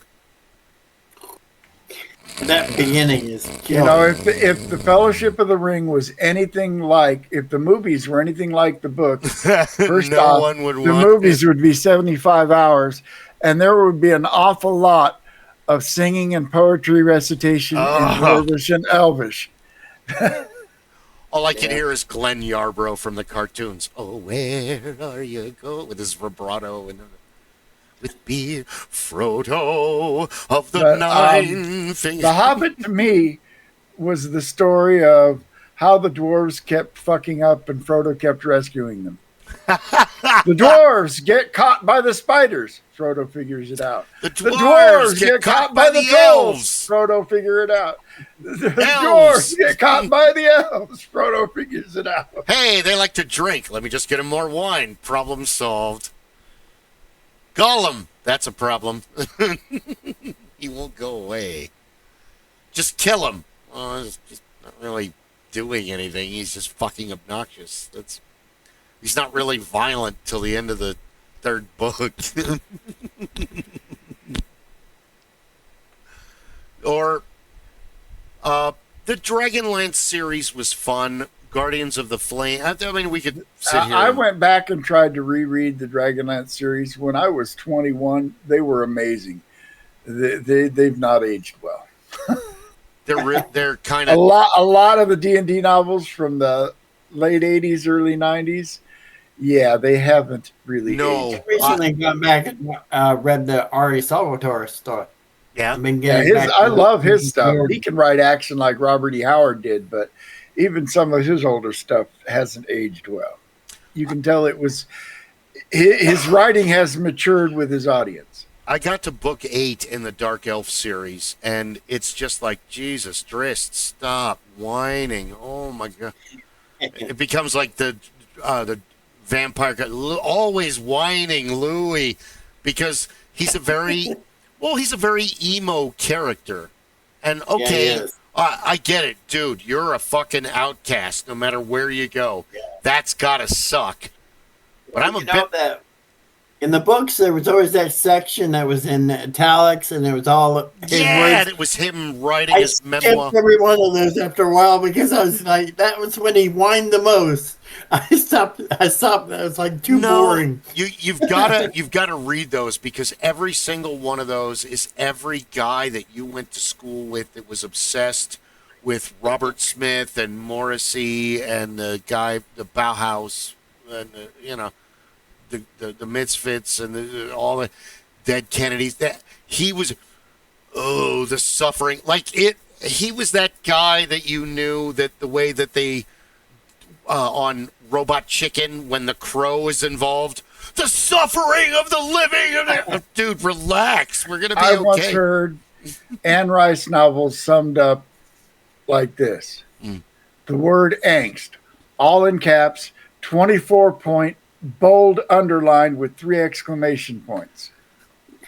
The Anne Rice. Angst. I've never read the Anne Rice books, but I have met and know I've read so many and people. they weren't bad. At least you didn't make the vampire shimmer. You shimmer in the sunlight. I don't give a shit. We're not gonna Twilight. talk about Twilight. Twilight is LDS propaganda. Boom! Oh my god. So the sad thing about Twilight is it's Dracula and Nosferatu and Lost Boys and Near Dark and Vampires by John Carpenter. These are even Once Bitten with Jim Carrey. But Fright Night. These are varying levels of vampires where some of them, like Strahd and like the Ventru, hold the higher levels of society. Their nobility, if nobility would be around, or their CEOs, artists, actors, blah, blah, blah, landowners. But then you have like Lost Boys and Near Dark, where these guys are basically fucking homeless. They're like they're like Cassidy in the comic book The Preacher. Whereas this dude lives in the back of this guy's truck. He doesn't even have a camper. He protects himself from the sun with a tarp.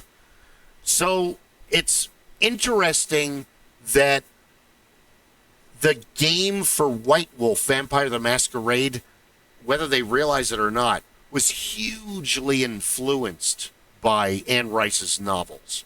Because all of the way that I have heard, and I watched the movies, but watching the movies isn't enough. Because all of the people that have read the books will tell you just how wrong all of the movies are with Lestat and Louis and Armand. Armand's supposed to be a 14-year-old Roman guy. Oh, okay, I don't know any of this. Yeah, I have gotten over, movies being mirrors of the books. I've only seen one movie that followed the book flawlessly, and that was a book by James Clavell, the guy that wrote Shogun. James Clavell. He wrote one called Taipan about a British guy that went to basically Hong Kong and established a tea/opium trade. It was, he's written a whole series of books that take place during different eras of Asia. It's like the 1830s. Yes. And Taipan, they made into a movie that followed the book to the letter and made it a 3.5-hour movie, which was a little bit long for that story. I don't think the movie did really well, but I watched it and I enjoyed it because I'd read the book. I'd watch it. But yeah, it's called Taipan, TAI-PAN. Taipan, which means merchant or something like that. I watched the super extended, all the extra scenes, Lord of the Rings for fun. I am not afraid of. It's 3 hours. Okay. Well, yeah. It's 3 hours. We have pause. It's fine. We even have stop. It's great. No, but see, a lot of beer for 3 hours, then it gets a little long. But yeah, when you're home, you can pause it anytime you want. But I forgive Lord of the Rings for not matching the books exactly, because the books could not be made into a movie. Really, they could not. It's really scary that they want to do the similar. That one. You might as well do the Book of Genesis as a movie. There's so many let's characters. Let's do Genesis Exodus, because the Silmarillion was basically Tolkien. Yeah, was Tolkien's allegory for the Bible, at least the first several chapters. And so I don't really see that it translates into being a movie, but oh well, I don't make these decisions. He and C.S. Lewis. There's a way, right? What's that? I said, where there's Amazon's money, there's a way. Oh, yeah. Meanwhile, back in post-World War I, C.S. Lewis and Tolkien, I can write a fantasy story with more biblical references than you can. Oh, yeah? Hold my beer. Hold my tea. Well, gentlemen, I got to get going. The wife is wanting me to take her somewhere, so. Oh. Well, thank you very much for joining us. Everybody, Derek Barton, go check out his books. They're awesome. So glad you had to join us. I'd love to do this again. So all right. Let me know. Yeah, and you are open for tabletop gaming, you said? Yeah. Okay. Right on. We'll have to figure out a way to get it done. Discord. Okay. All right. For that. Thank you, sir. You have a wonderful evening. Say hello to your lovely wife. I did get to meet her a couple times. I think she's even been to my house. Yes, she has. All right. Take it easy. You guys have a good Nice meeting you. Have a good night. There's so many biblical references in both of C.S. Lewis. I haven't read the Narnia, but I've seen a couple of the movies. I read the first one, and it was all right. It was you could definitely tell that it was more geared towards a younger audience than the Tolkien stuff was. Also with Dragonlance, because you're right. When you read Dragonlance when you're in your late teens or your early 20s, you really kind of connect with it. And then when you read it later, you're like, oh, this is kind of for kids. Yeah. Whereas it is. Yeah. I think different stories affect you differently through different aspects, But, we were touching on the difference between the types of media and how a book can't be a movie. And, I think the important part is if you can't make it exactly like the book, at least respect the canon. Don't step on any of the major plot points.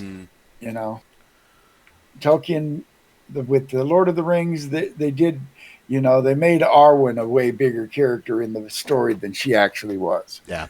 And, the horses, the water in the shape of horses that saved the hobbits at the ford, Gandalf did that, not Arwen. Oh, I thought that was a completely different elf. No, I believe that was Gandalf that created the headwaters there. I didn't even. I could be wrong. I'm not a Tolkien expert. Oh, but neither. They didn't really fudge with the canon much. And the Marvel movies, for the most part, they've stuck fairly close to the canon, to the at least the feel of the characters. However, on the other hand, you get the X-Men movies, where they basically cherry-picked a few characters from a bunch of different genres and threw them together in a plot line that didn't make any sense. Well, and then every movie stepped on the continuity of the movie before it. True. The X-Men movies were horrible. And they've messed up I'm not even going to... I'm so far behind. I mean, some of them on their own were okay movies, but after the first three, I haven't really seen any of the other ones. I have no interest in it because, Yeah. If you're going to do an X-Men movie, the way I would do it is, one, it takes place in the 60s because it's an allegory for the civil rights struggle. Yes. And, the X-Men need to be teenagers. They need to be kids because they were kids when Professor X recruited them. In the very beginning. They were maybe in their late teens, And Even Beast.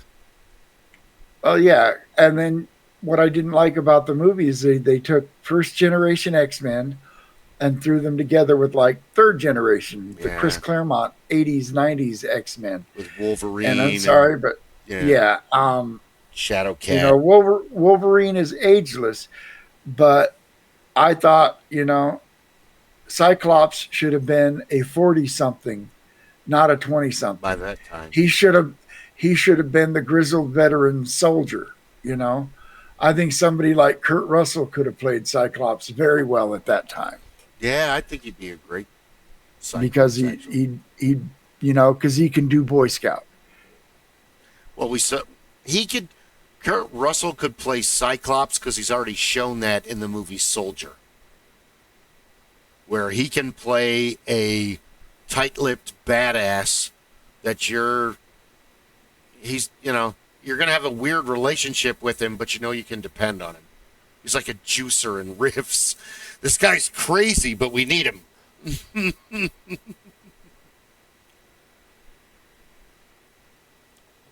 Soldier, I'm thinking, is that the one where he was basically a synthetic soldier bred for war? Yeah, taken as an infant and trained relentlessly, and he's kind of... They act... Well, that's right, you haven't played Shadowrun. Like Universal Soldiers, where they don't really have personalities, they're just kind of there. And then he becomes older, so they kind of throw him away on this planet. And then later it's like, oh, we need this planet. Oh, there's people on it. All right, well, send these soldiers out to wipe them out. But he's already on the planet, so he starts wiping out the soldiers. Because even though he's old and obsolete, in his day he was best of the best of the best of the best. It's not your normal Kurt Russell movie where he's Jack Burton or Wyatt Earp. He's more like the quiet Wyatt Earp, doesn't talk, kills everybody. I'm come from a time where Kurt Russell was the computer that wore tennis shoes. Before he was Snake Plissken. Way before Snake Plissken. Going overboard. There was like 2 or 3 movies that he was in as a teenager that were all Disney movies. Yeah. He was also Elvis. Elvis, that's right. And he met... I think it was a made-for-TV movie. He was Elvis in a made-for-TV movie. Kurt Russell's done some amazing shit. And he's worked with him, and he's married to Goldie Hawn. Or, well, they're not married. They're life partner. Same thing. Yeah. You're with him for 30 years, you're married, okay? You're married. So just the two of you? Yeah. Never anybody else? No, you're married. You're just missing the ceremony and the letter from the state. That's all you're missing. Yeah, they lived in Arizona. 7 years of cohabitation is a common law marriage. You don't need a piece of paper. Yep. I think they live in... Don't they have a ranch in Wyoming? I have no idea. I think he lives up near Cheyenne. I literally divest myself of any interest in the personal life of celebrities. No, that's not true. Never meet your heroes. Yeah, that's not true. You know a lot about bands, just not actors. I know about the bands, but not so much about the individual lives of the musicians in Gotcha. No, you're right about don't meet your heroes. You'll be disappointed. You should hear what Ed... We got to get Ed on the show because, man, I used to love Gordon Lightfoot. And then Ed, so drunk he couldn't even perform. They had to take him off the stage. Whoa. I got to say that I saw Iron Maiden back on, it might have been the, Seventh Sun tour. In fact, I think it was the Seventh Sun tour. And they were obviously drunk, but they were still tight. Mm. You Can could tell. I play with madness? You could tell by Bruce's banter between the songs that he was lit. That him and the boys had a few rounds before they came out on stage. Oops. But they were still tight. At one It point, happens. the bass player, Steve Harris, slips and falls. And this is during the song The Trooper. And of course, Bruce is running around the stage and he's got this Union Jack on like a cape. And Steve Harris falls and he falls flat on his back. And, you know, rather than break the beat, because he's a bass player, because he'd have to break the beat to get back up, he just laid there and played the rest of the song laying on the stage. And Bruce came up and laid that Union Jack over him like he was dead. Now, by the same token, I saw Metallica perform, and they were drunk, and they would start songs in the wrong key. They stopped one song halfway through because Hetfield, quote, fucking hates that song, unquote. They were thoroughly unprofessional and a disappointment, and I will not pay money to see Metallica again, although I imagine they've probably gotten their shit together since then. Yeah, they cleaned up and cut their hair, and I think This was back on the Justice Tour, back in the... Cliff was still new in the band. 89, 90, before, Cliff. Yeah. Before Cliff Burton. Old Compton Terrace. Compton Terrace. Thing of the past. Ghosts of the past. Well, that's, it's always weird seeing a band live, because sometimes they sound exactly like you hear them on the, CD or the radio, and sometimes not so much. Yeah, I have very rarely been disappointed in a band. There are some bands that I just didn't like, and so no matter how they sounded, I wasn't going to like them. Faster Pussycat was one of those bands. Yeah. Not really a fan. And so I saw them open LA Guns. I think LA Guns was one of the opening bands for Metallica. LA Guns and Faith No More. And poor Faith No More did not get a good reception, because this was back when they did their first album, and it was, a lot of their stuff was very rap adjacent. Yeah, It was, they didn't get a very good reception at a Metallica concert. It took them a couple years to really build a proper following, because people just didn't get it. And then, with Faith No More and Mr. Bungle, because they're all incredibly talented musicians. So just because you're super talented doesn't mean your audience is going to understand your message and your music. No. I wish it wasn't the case, but it's totally the case. I've seen so many concerts. What was one concert that you saw that surprised you in a good way? The first time I saw Rush, or the only time I saw Rush, because I hated Rush, and I was forced to go to this concert. And I didn't hate them because any specific reason. I hated them because oversaturation. Because you can't escape them in the 80s and the radio. Or at friends' houses. Or at any, And then seeing them live. And they didn't have an opening act. And it was the most amazing concert because it was just so relaxed. It was a metal version of how people described a Dead show, where they just kind of chilled out and played music. You were more at a jam session than you were at a professional show. I think for me, when I was in Europe, we went to this 1-2 day rock festival. The headlining act, the first night was the Eurythmics, and the second night was David Bowie for the Glass Spiders tour. And I wasn't really, I kind of liked the Eurythmics, Sweet Dreams, Here Comes the Rain, synth poppy kind of stuff, catchy. Here well, comes the rain. This was the original Sin tour. And when they came out hard and heavy. hard electric guitars, banging drums, thumping, just rocking. And every song they played sounded like that, including their synth poppy hits. You didn't get the synth poppy version.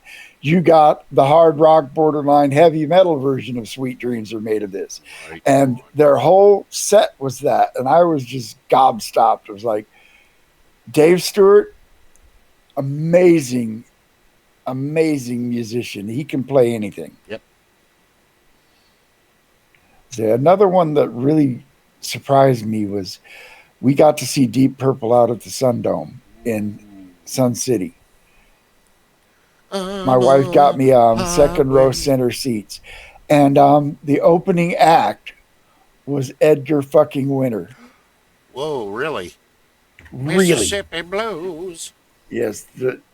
It wasn't the Edgar Winter group. He called his band the Edgar Winter Band because it was three nobodies, but they could play. But he had this wall of percussion, just this rack that had just about every kind of thing you could hit with a stick suspended on it. And during Frankenstein, which was the big closing jam, he spent about 5 minutes just going to town on this wall of percussion. That's awesome. With the wildest, weirdest drum solo you ever saw. I am getting eaten alive by a mosquito. That is amazing to have those two heavily talented musicians on the same venue. Weird Al Yankovic was amazing. Muse was amazing. Muse made me a fan. I didn't really know their music before I saw the concert. I have to agree, yeah. I mean, she was well-versed, but I was like, I knew all the songs, but fuck me if I had to put the titles to the names. What? Really? That's the title of that song? Oh, okay. But you know, one of the most unique stage shows I saw was also at Compton Terrace, and that was Jethro Tull, because they would have trained animals, acrobats, stage magicians, Really? you know, and other things going on. They'd come out and they'd do a song, and then like some little, you know, circus act or something would come out and do a little thing while they were, then they'd come out and do the next song. And so it was kind of like watching a threepenny opera. Right on. Starring Jethro Tull. In the shuffling madness. Jethro Tull's one of those evolved bands where you hear them on the radio, but until you actually like listen to the albums, you don't really understand. Like Broadsword and stuff like that. They don't play that on, you know. No, the radio has never been a big fan of progressive rock music. It's the same thing as Yes. You don't really get submersed in Yes because all the radio plays is Leave It, Roundabout, and Owner of a Lonely Heart, which are three amazing songs. Dude, that's the tip of the iceberg. Like you brought up Grand Funk or Bread or one of these other. That's the tip of the iceberg. Not a big fan of Bread. Bread's okay. But, I mean, again, you've got... Grand Funk, big fan of Mark Farner. Just because you're a talented music doesn't make you a great songwriter. No, absolutely not. That's why Yngwie Malmsteen never made it big. Possibly one of the best guitarists of all time. But can't write a song to save his life. Kind of the same thing about the Canadian band Triumph. Which I love Triumph. They're amazing, but their songs are kind of... The album Thunder 7 sold it for me. That was one of two tapes I had going through basic training.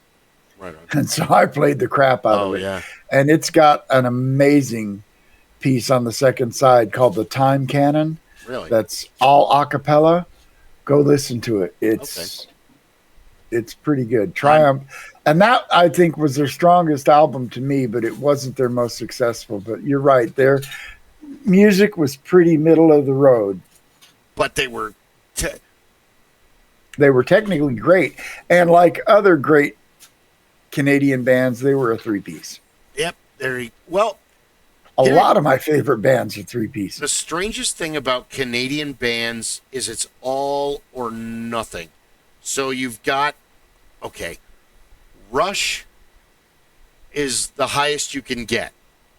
as a Canadian band because they have been not only the most amazing rock band. I embarrassed myself at my first rock concert, my first Rush concert, because I had been going to all heavy metal shows. And all of a sudden the lights went down and everybody got quiet. So I did what you do at a metal show. I immediately stood up on the armrests of the seat I was in, and I was like, yeah! And the lights came up, and I realized that out of thousands of people, I was the only one doing that. And they all looked at me like, what are you doing? So I immediately sat down. Sorry. And everybody at Rush just sits there quietly and listens to the music and passes pipes back and forth. And they're all just like you said, gobsmacked. They're just like, Rush is like that. They're that band that they're your favorite band's favorite band. yeah, And their favorite band is The Who. yeah. Seriously. Yes, they did an this album is called true. Feedback, and they did 2 Who covers on that album. Oh, yeah, the Who loves Rush, too. But they're the apex, they're the zenith, they're the highest you can go, and they're just normal dudes. Like, to watch their show, Neil gets introduced and then never says a word the entire show and keeps his head down, and Alex and Getty just, hey, man, what's going on? Oh, I'm doing pretty good. Did you know that I saw this and I read this in the newspaper today? And they just have it's just like friends talking. Hey, do you want to do this song? Okay. And then they just start making music. And it was just like, I'm used to pyrotechnics and explosions and chicks in bikinis and screaming and none of that at a Rush show. Totally the different vibe. So Rush was a concert I never got to see. I wish I had not resisted them for, like so many other things in my life. What I was introduced to was actually really cool, but I was too ignorant to appreciate it until later, like so many other things. So what's interesting is, so you've got Rush, you've got Bryan Adams, but then you've got a lot of really awesome Canadian bands that you only really know about if you were really into music and MTV in the 80s and the 90s, or you were lucky enough to see it later on Beavis and Butthead. And that's Beavis and Butthead on MTV, not the Beavis and Butthead on... Because my daughter watched it on Netflix, and she was like, oh, it was all right. Like, you don't... What? That's because they don't have the licensing to reshow all those videos. And so that was the money part of Beavis and Butthead. Yeah. Was them sitting there cracking on the videos. That was... Because these kids are fucking stupid, and they don't know who they're making fun of, and you're like, that's a really good band. And they're like, that guy sucks. And it's like, to be 14 and invincible again. But what was really interesting is when you go out and it's like, okay, you got Rush, you got Bryan Adams, and then there's a band called The Odds, and they do like rock. They do like, pretty decent rock. So they have this song called Heterosexual Man, and 3 of the cast members of Kids in the Hall are in the video. Like Dave Foley is the main. He's a dude that becomes a woman when he goes to the bathroom. It's a silly, fun video. It makes no sense. You want to see a pretty bizarre video. There's this one by the Foo Fighters called Low. I'll check it out. Stars, I think it's...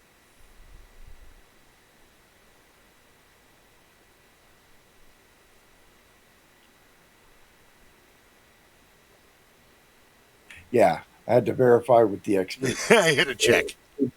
It's Dave. Yeah, it's the Foo Fighters song about how low can you go, and it's basically Dave Grohl and Jack Black in a seedy hotel room, and just go see it. No, Then there's my ever favorite "I'm an Adult Now" by the Pursuit of Happiness, which was an '80s rock band in Canada. And I used to hear that on the radio locally on like 98, and then I saw it on Beavis and Butthead. Like, holy crap, that's what they look like. And then later it became a mantra. Sometimes my back hurts and sometimes my stomach hurts, and I know that it won't be long, that I'll be sitting in a room with a bunch of people whose necks and backs are aching, who just can't seem to get up. Oh my God, that's so prophetic. So it's interesting. I don't know of any popular Canadian bands now. Go ahead and list them down below. I'll learn. I'm capable. I'm teachable. I'm trying to think of some current Canadian bands, and I probably know of some and don't know that they're Canadian. There you go. I think it's hilarious that when you watch Canadian shows that they refer to America as the lower 48. That's okay. We call you America's hat. No, even North Dakota. Yeah.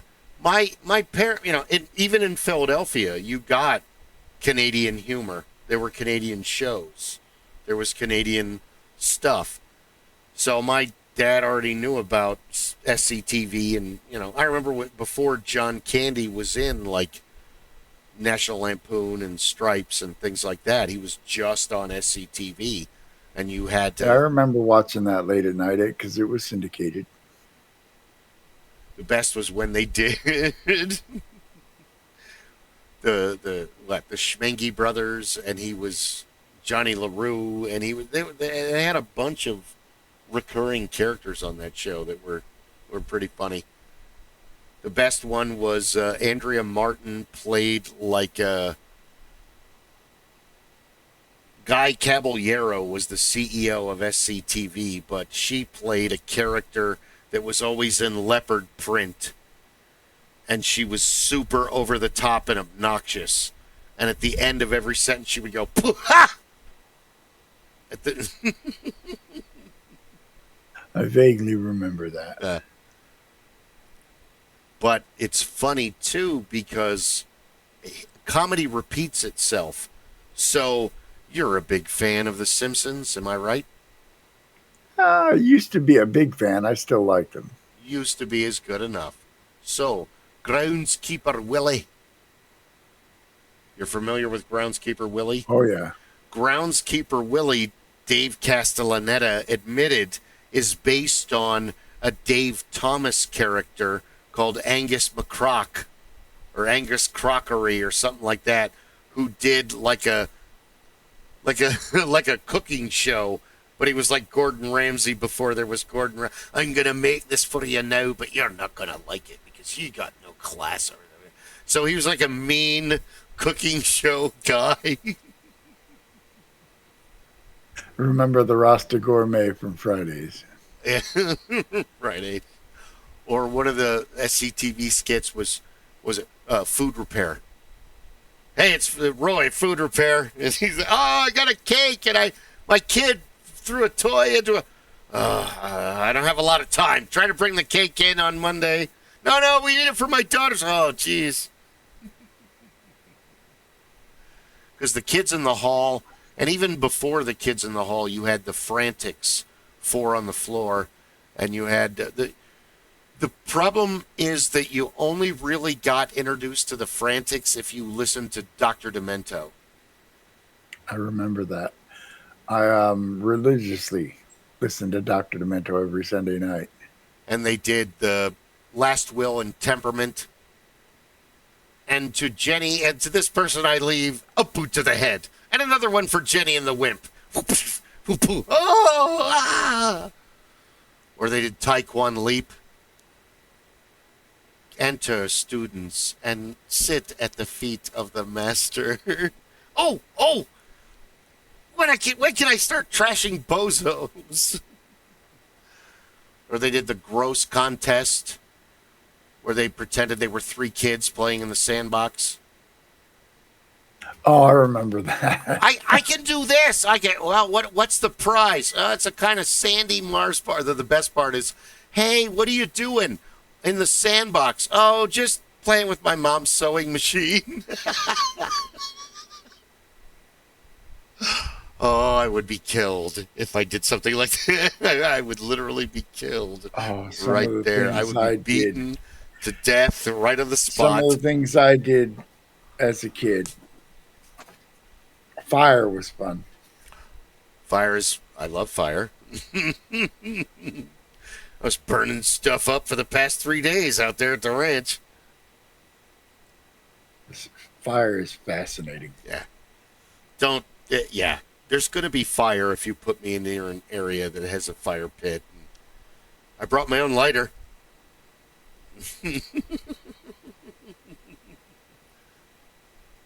But you don't really, because I didn't actually learn more about their skits until later, and they're actually like really hilarious. They were way ahead of their time, but all we really know them as either Dr. Demento or their short-lived stint on Showtime, which was pretty much dominated by their Mr. Canoehead character, which was their goofy superhero that fought all these, but they were also on like Family Feud and stuff with the villains, and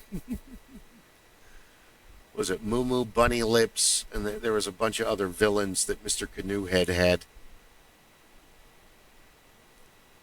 Yeah, all remember that all show. Frantics, all late 70s, early. But Kids in the Hall kind of, because Trailer Park Boys and Letterkenny are really hilarious. But I've watched some Trailer Park Boys. I've not seen Letterkenny yet, but I've been told. I highly recommend you watch the first episode. Letterkenny is a great, like, literary setup where you have these characters in this world that are going to interact with each other, and it's going to cause chaos and mayhem. But Trailer Park Boys is awesome because you have that whole, here's their world. So it's like a soap opera where all these crazy things can happen within their world. God, they're on like season 8 now or 9. They've been making They've been making Trailer Park Boys for a long time. Ron Hill actually introduced me to them. And even on Telegram, his icon is the three of them. Bubbles and Ricky and Yeah, I used to, when I was a kid, I was a big TV fan. As I get older, I watch less and less. The last show I followed all the way from beginning to end, and I now rate it as probably my favorite TV show of all time, was Gotham.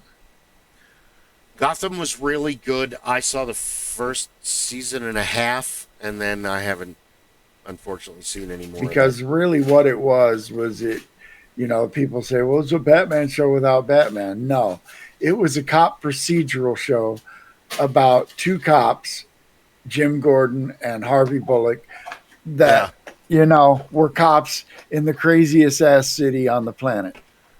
And it was really a backstory about where all of Batman's rogues gallery came from, how they became, because it tells you the story of where the Riddler came from. It tells you the story of the Penguin. Bane. It tells the Penguin was probably one of the main characters in the story. Agreed.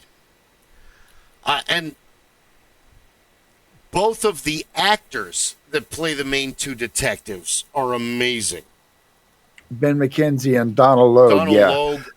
I mean, he's been in so many things. He's another one of them chameleon type characters that he can step in and do whatever you want him to do. Be whatever.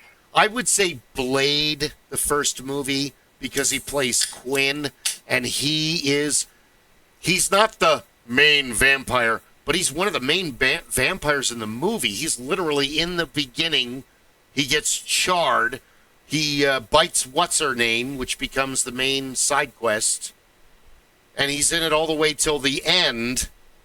And then Blade kills him. And then he's in... Oh, God, he's in... Like you said, he's in everything. We looked him up. He's just... But I remember him also from the show... it's Grounded for Life, I think it was called. He plays the dad.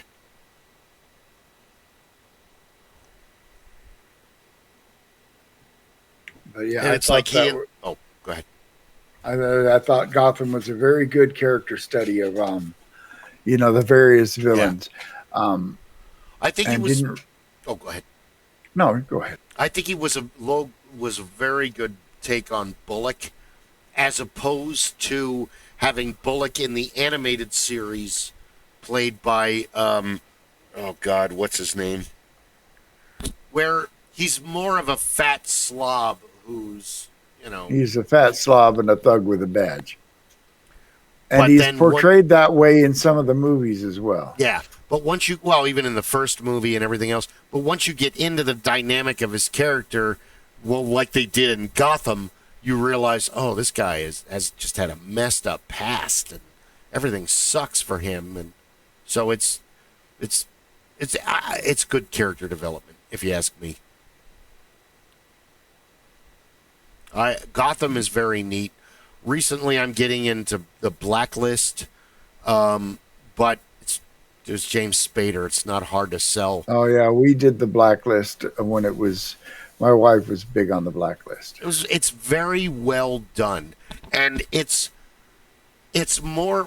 I think we were talking about this before. It's more like the show The Equalizer than the movie The Equalizer, where he's not going to be the one to go into the room and beat the crap out. He has Dembe for that. He has this guy for that. I'm going to hire this guy to go do that for me. That's true power. It's Thulsa Doom. What is steel compared to the flesh that wields it? That is power, boy. That is... And that's kind of what Reddington is. He's the chaotic good Avenger. He's going to do really fucked up stuff, but in the end justifies the means. So even though he killed all these people, only 2 of them were innocent, but look at everybody he saved.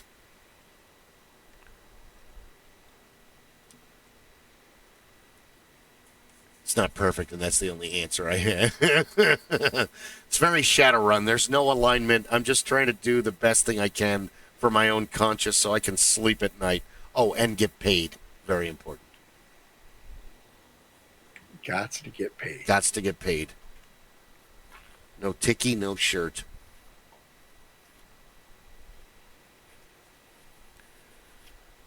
That's a problem with a lot of modern movies lately and shows is you guys are like focused on either the mundane or the suffering. You haven't built the story. We don't know why the character's suffering.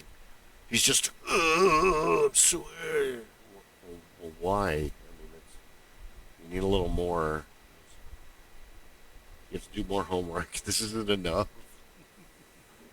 Yes. Right now, there's a show my wife and I are watching. It's called From, and it's by the people that brought us Lost. And I'm starting to think that it's one of those shows where, it starts off, people are drawn together to this mysterious place, no explanation of why they can't leave, et cetera, et cetera. And, I was hoping that this story has a plan and that it's actually going to go somewhere. But I'm thinking more and more as it goes along that they didn't really know where it was going when they started it, and they're just keeping it moving. Yeah. We'll see where this next season goes. If it doesn't actually resolve something, I'm out. That was because we've already given it. I don't know if it was 2 or 3 seasons. Double check. Yeah, it's 2 seasons of From. And I never watched Lost, so I'm... The first episode, first season of Lost is fucking amazing.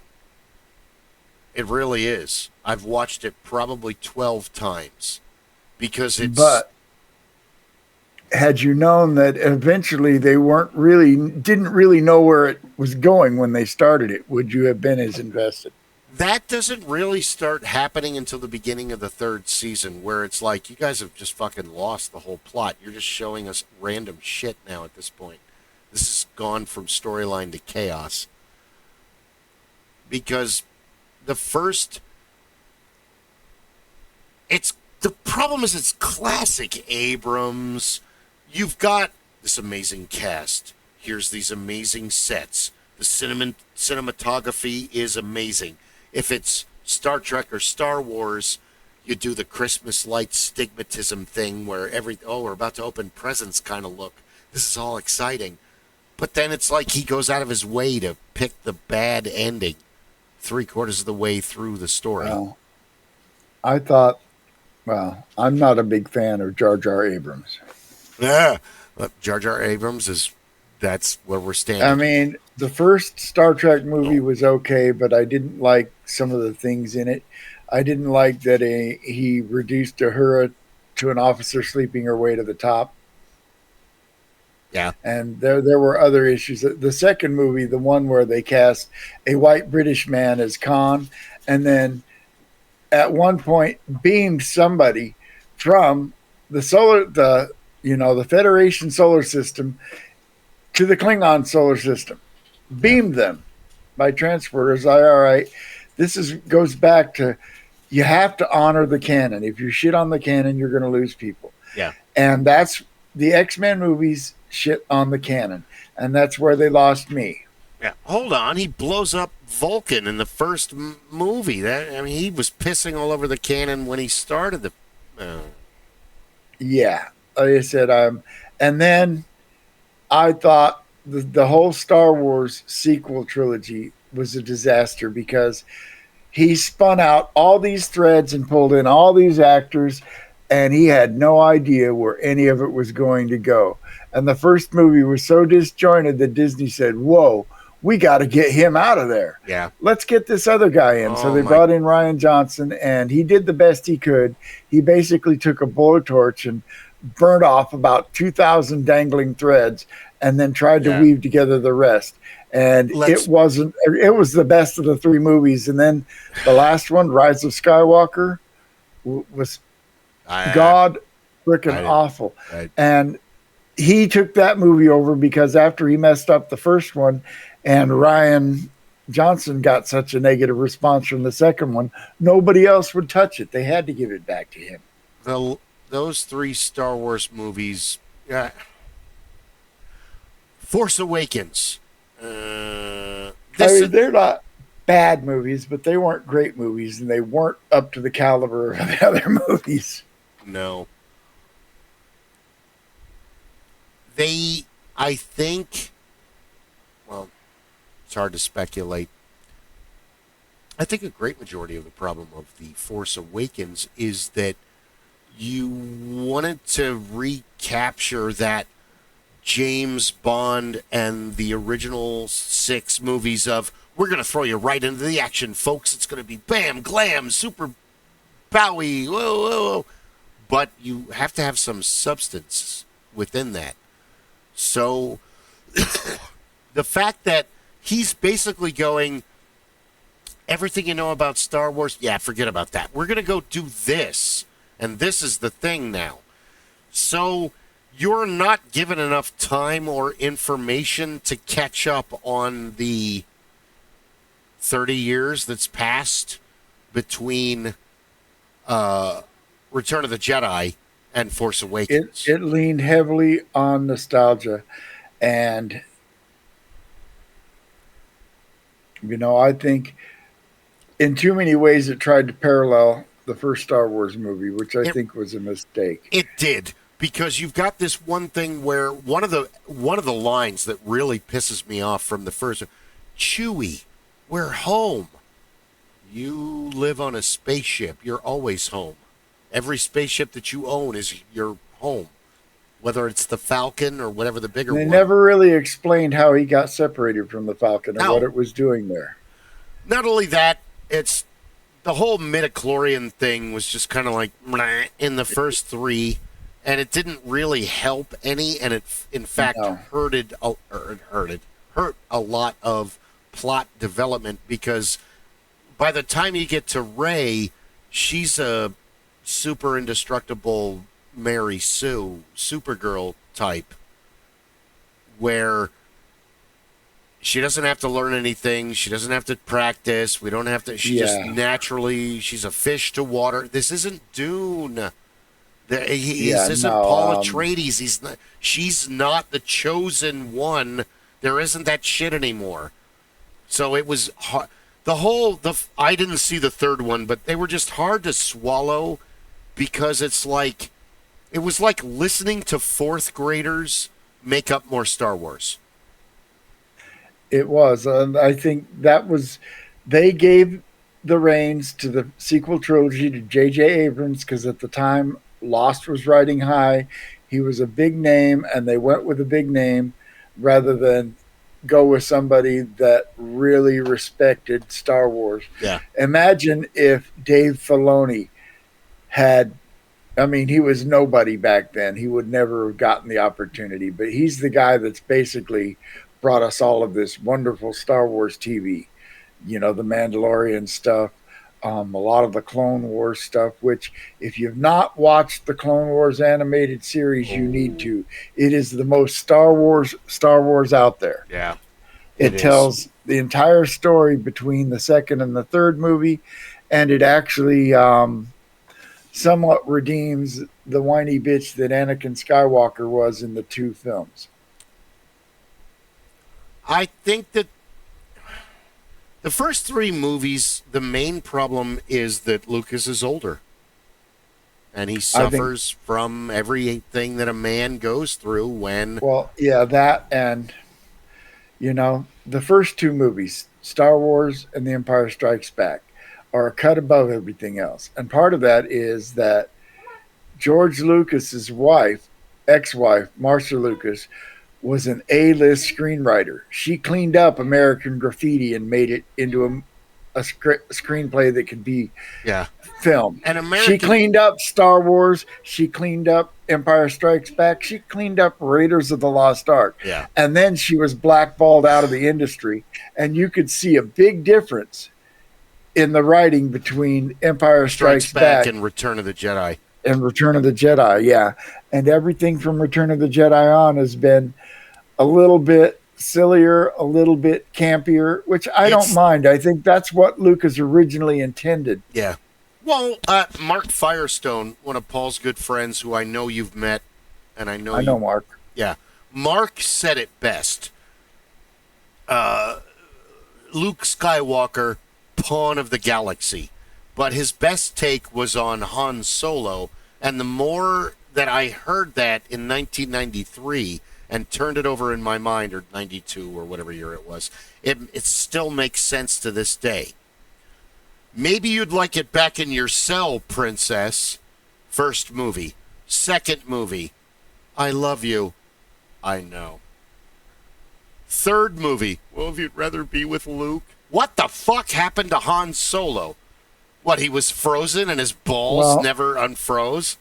The reason he was frozen at the end of the second movie is Harrison Ford had not yet committed to making a third movie. He didn't like the role of Han Solo. He thought it was shallow. Don't defend the bad writing. Yes. He didn't like Han Solo, and he wanted George Lucas to kill him off. Harrison Ford is a prolific actor for being just an average guy, a lot like the Bruce Willis kind of, playing a superhero that's not really a superhero. But he didn't really like Han Solo or Deckard at all. He enjoyed Indiana Jones a lot more. If you listen to the interviews. Because in Blade Runner, he was like, I'm a detective. Detective that's not detecting anything.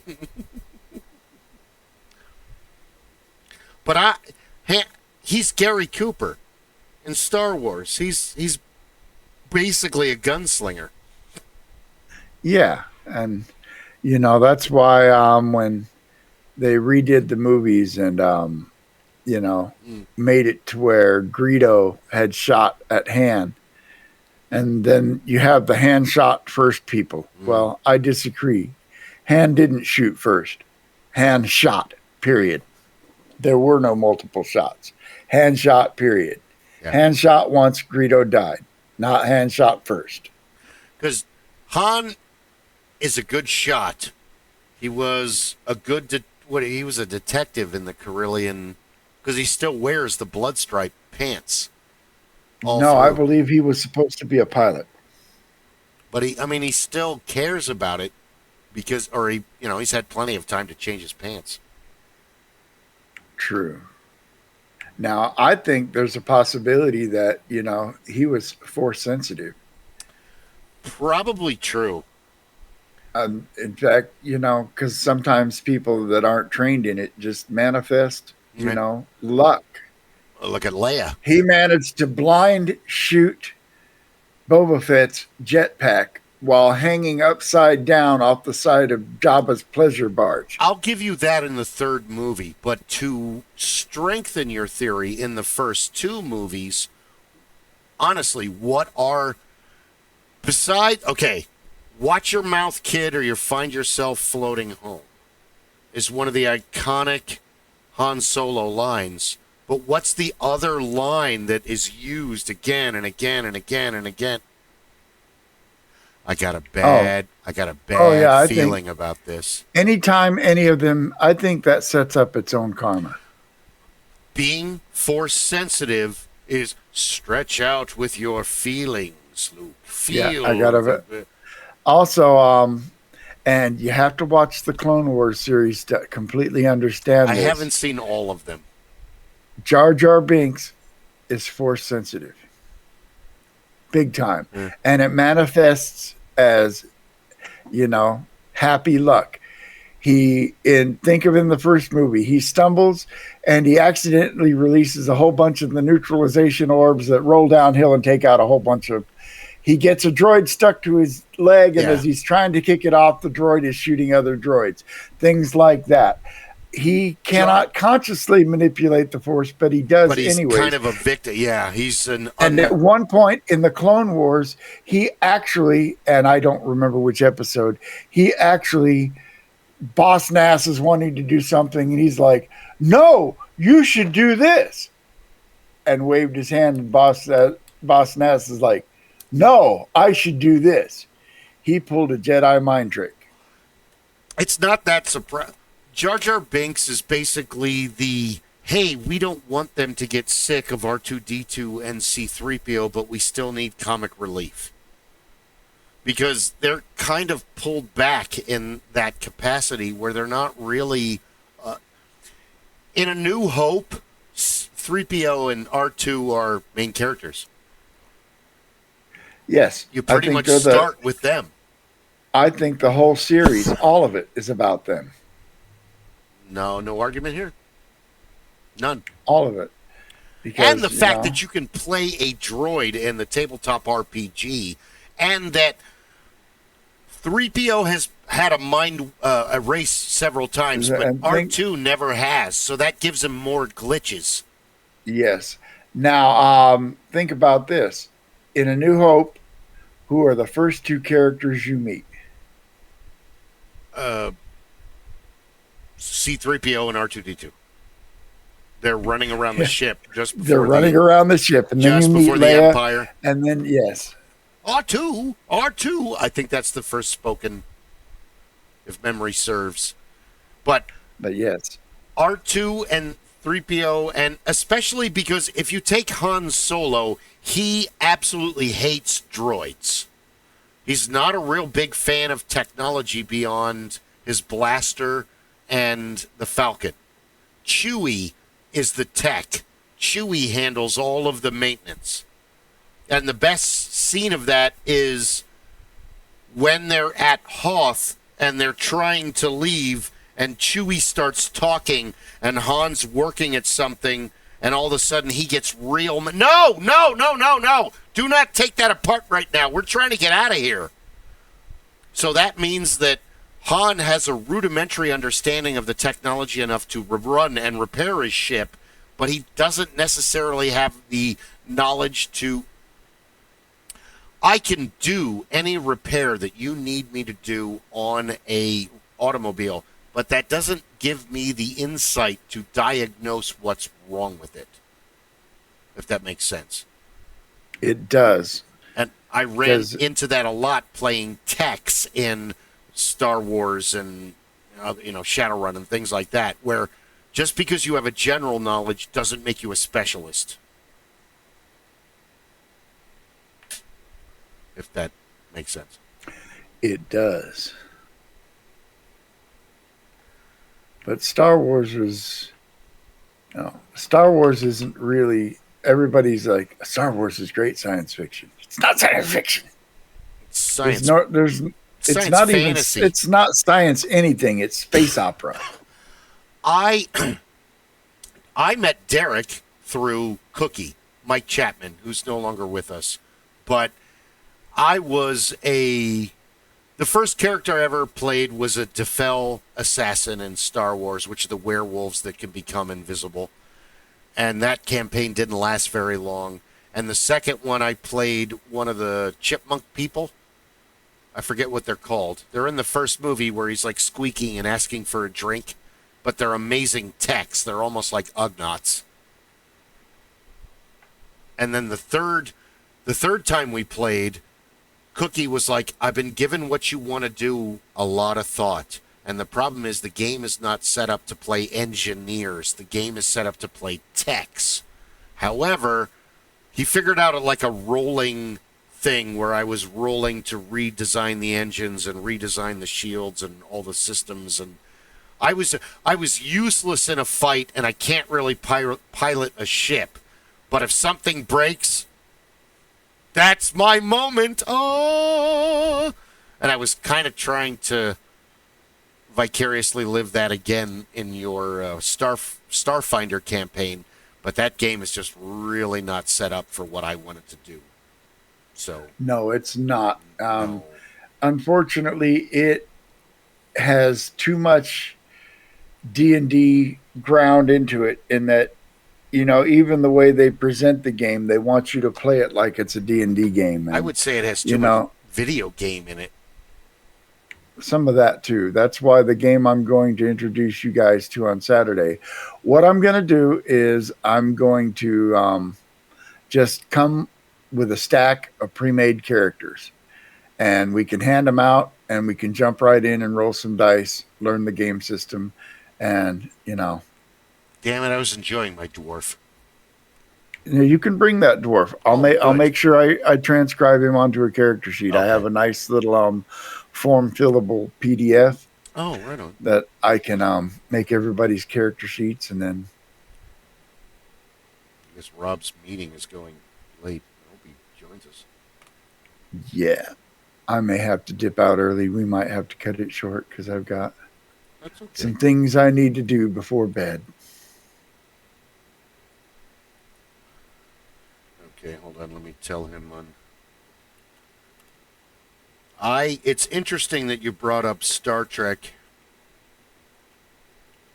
because I watched the Critical Drinkers take on the second movie with Cumberbatch. And I kind of agree with him 100%. And you said it as well, where Uhura was influential in the 60s because she was a female black officer in the Space Federation, which Roddenberry basically said, in the future, anything's possible. Suck it. And people went, okay, all right, we want a good story, so go ahead. And there was an episode of the original Star Trek where people say she's just a communications officer. She's just an operator. No, she's much more than that. But there's an episode where she takes the helm. Yeah, and she has to actually lead. But that's one episode out of 80, and for the most part, Uhura was almost like a Troy character on the bridge, where, yes, she's the communications officer, but she was a little bit... Well, the Critical Drinker goes into the triangle of... In the new movies, it's all crazy. It's all Abrams. It's all running around and action and distraction and all that. But in the old show, in the first iteration of Star Trek, Kirk didn't do that. He was an intelligent and caring captain. Yeah, he was sleeping with the women that were aliens. But his crew came first, much like Picard and Sisko and Janeway and all of them. The safety of his people was paramount. It was priority one. Where you in the newer movies, you have this devil may care attitude, but what's happened and what he went off on, and I posted it and I'll repost it again, where he talks about McCoy and Spock were the original trifecta of main characters. Kirk, Spock, McCoy. McCoy represented the raw human empathy of the humanitarianism, the humanitarian Yes, he aspect was of the it. non-military guy. Whereas He was the country doctor. I'm just an old farm doctor. Where Spock was cold, calculating logic. Here's what's going on. Here's your solution. I think it's best we should do this. So often, Kirk didn't argue with either one of them. They argued with each other. And you were watching a lot of, dare I say it, no, we don't want to get political, but it was a bit of, I don't want to use the word satirical, but a lot like the same way that we've been talking about the X-Men mirrored the race situation in the 60s. It's the same way with the situation where, like you said, McCoy would be considered left, where Spock would be considered right. Here's the solution. Here's what we need to do. This is what, So now, with Uhura being pushed into that, and McCoy being made into the periphery, you now have a dynamic where a communications officer is shushing the captain so that she can have an argument with the science officer because they're sleeping together. That's not how the Navy works. Yeah, no. But Roddenberry would have been quick to tell you that the Starfleet is not a military organization. Even though we know it is. I mean, You said it. Yeah, Rob said sorry. He said good night, everybody. It's not. It's a paramilitary organization, but really it is. It's the Navy, because he sold it to them as a naval story. And then, what do you mean it's in space? He tricked us. Well, no, he just made it better. But from the pilot, with Pike, you've had female officers.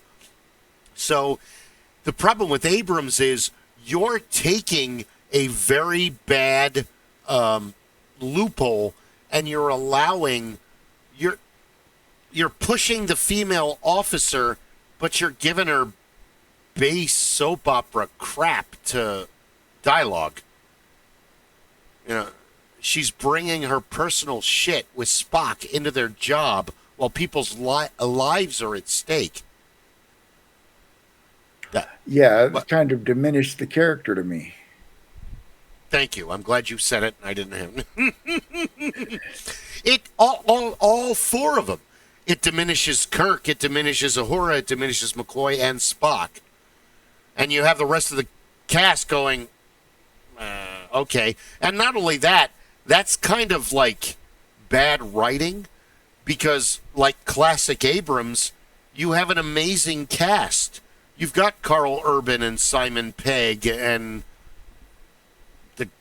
Chris Pine, and you've got all these amazing actors. We shouldn't be having to hear that Uhura's upset because Spock's ignoring her, and he's a Vulcan, honey. You're going to get ignored. I mean, that's Spock's whole thing in the 66 and 68. Fascinating.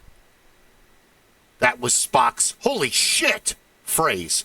Fascinating. Anytime he met something that was scientifically bizarre, fascinating. You don't hear that at all in the new movies. Dude, that was like, you waited for that in the show. I mean, yes, I'm an uber geek. I watch the show many times, and Fry on Futurama is right. Star Trek, about 80 episodes, about 30 good ones. Okay, that's highly accurate. Because even Uhura has the green glow of space. They had that one episode where she was like a karaoke singer in their version of 10 Forward. Like, oh my God, what is this? Tone it down.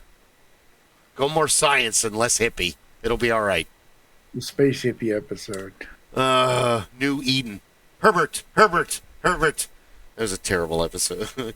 The problem that it was an empty argument for counterculture. It didn't make any sense. Yet they stole space. They did all this cool stuff, but they all died. It was just dumb. I didn't like it. And then you have the dichotomy of that, where they go to the one planet, and the planet is doomed. It's going to like crash into the sun or whatever, and there's nobody on the planet, and they find out that everybody's gone into books. And I think vaguely remember that. what's her name's there? Kirk meets what's her name? Blonde actress, bunch of stuff. I want to say Mariel Hemingway, but I don't think that's the right actress. And she's in like this cave in this winter world, and Kirk almost gets stuck in the book, and Spock gets him out at the very end at the nick of time. Wasn't that the episode with Joan Collins in it? No, Joan Collins. No, she was in the one where they went back to the 1930s and Spock built a computer out of radio tubes. Yeah. And she actually Spock tells Kirk that she's going to die. She's going to be in an accident, and he doesn't want to. And he's like, no, Captain, we can't alter history. And she gets hit by a car at like the very end of the episode. Because Spock has to hide his ears the entire episode with a cap. One of the ones I really like is when they go to the world that's like 1960s, but it's a Roman society. And all the slaves wear gray shirts that have chains, an image of a chain, like silk screened on them. And they keep talking about the sun. So the whole 3/4 of the episode, the Enterprise is convinced that they're sun worshippers, that they're violent, and that these slaves are. And then at the end, they figure out that no, they have like a Jesus figure, and he's referred to as the sun. So they're not real. So it's this weird parallel of the Earth, but in the 60s, but during the Holy Roman Empire. Or there's the one where I love. It's very corny and goofy. But I love the one where they go to the gangster planet. That one always. That's Fizbin. Yes. The book, see? It's all in the book. What book? What are you talking about? Or I quote Star Trek Out There at the Ranch, because there's that episode that everybody hates where they go to the planet and the men are like barbarian cannibals. And they live in caves and they just fight each other. And the women live in this like utopian society where everything's provided, but they're all fucking morons. They're all idiots. And all of the knowledge is stored from these people in the computer system in the mainframe. So when something has to happen, the computer picks the right DNA reciprocant, calls them to the center, puts this thing on, and then basically like makes that person a super genius to handle the problem that the planet is having. But the best part is that they're morons, so that because they've had the brain removed. What is brain? What is brain? So that the girls are screaming that the entire time. So out there at the ranch, where is Ball? Where is Ball? Ball! Where is Ball? For the dogs. But yeah, there's a lot of terrible Star Trek episodes. There's the one where the kids see the like interdimensional character, and to them it's an angel, but it's actually this fucked up evil creature. And it's making them do all this stuff, and they kill all the angel kills the parents. I am the angel of goodness, but he's really not. No. Or the salt monster that looks like a lady, but she's really that creepy. sea hag looking thing. She thrives on salt. I think the Next Generation suffered from that also. It didn't really, I think, hit its stride till the third season when they really started actually writing episodes. And yeah, I love the Next Generation, but I loved it too. But there were a lot of episodes that were very iffy. They put the Asian guy in the dress for the first season. Yeah, you're right, because the Next Generation starts off kind of rocky. Farpoint Station is very good, but then it's kind of, like you said, it doesn't really get into its own until about the third season. Yeah. And by then, I think Babylon 5 had come along. Well, Babylon 5 was much later. I just started. And Babylon 5 was a way better than, in my opinion, than the Next Generation as a TV series. A lot of points. I've just started watching Babylon 5, and I really don't like the way that you have to catch up, because I'm only on episode 3 or 4. It's on Tubi, the future. So I'm going to keep watching it because amazing cast, and so far Are you on the first season? Because the first season's kind of rough, because that's a season where they didn't have a budget, and so the sets look really hokey and the special effects are really shitty. I'm okay. And if you can get through the first season, the second season is where the story really jumps off. I'm okay with hokey. I'm okay with cheap, but writing that doesn't give you all the information, now you're just making me angry because, we had this war and we killed people. Anyway, this totally other topic. Wait. Go back to the what? Yeah, that's told over the whole 5-year arc. Because that war is a central part of the whole story. Everything, it all connects. Yeah, and I this don't know why this is a TV show with the skullets Yes, this is a TV show that from the very first episode, the writer knew where and how it was going to end and where it was going. Okay. And at all points in the show, you can tell that it is going somewhere. For me, Babylon 5 has the same feeling as Farscape, so I really want to get into it, but it's kind of difficult at first. Like I said, the first season was rough. If you can get through the first season, the second season really picks up. I want to watch Babylon 5, and then after that, I want to figure out a way to get a hold of a copy of The Expanse, because that one really intrigues me, and I know very little about it. I've not watched any of that, but I've heard good things. I hear it's up there with Firefly, or Farscape, which it's amazing. Honestly, Firefly was okay.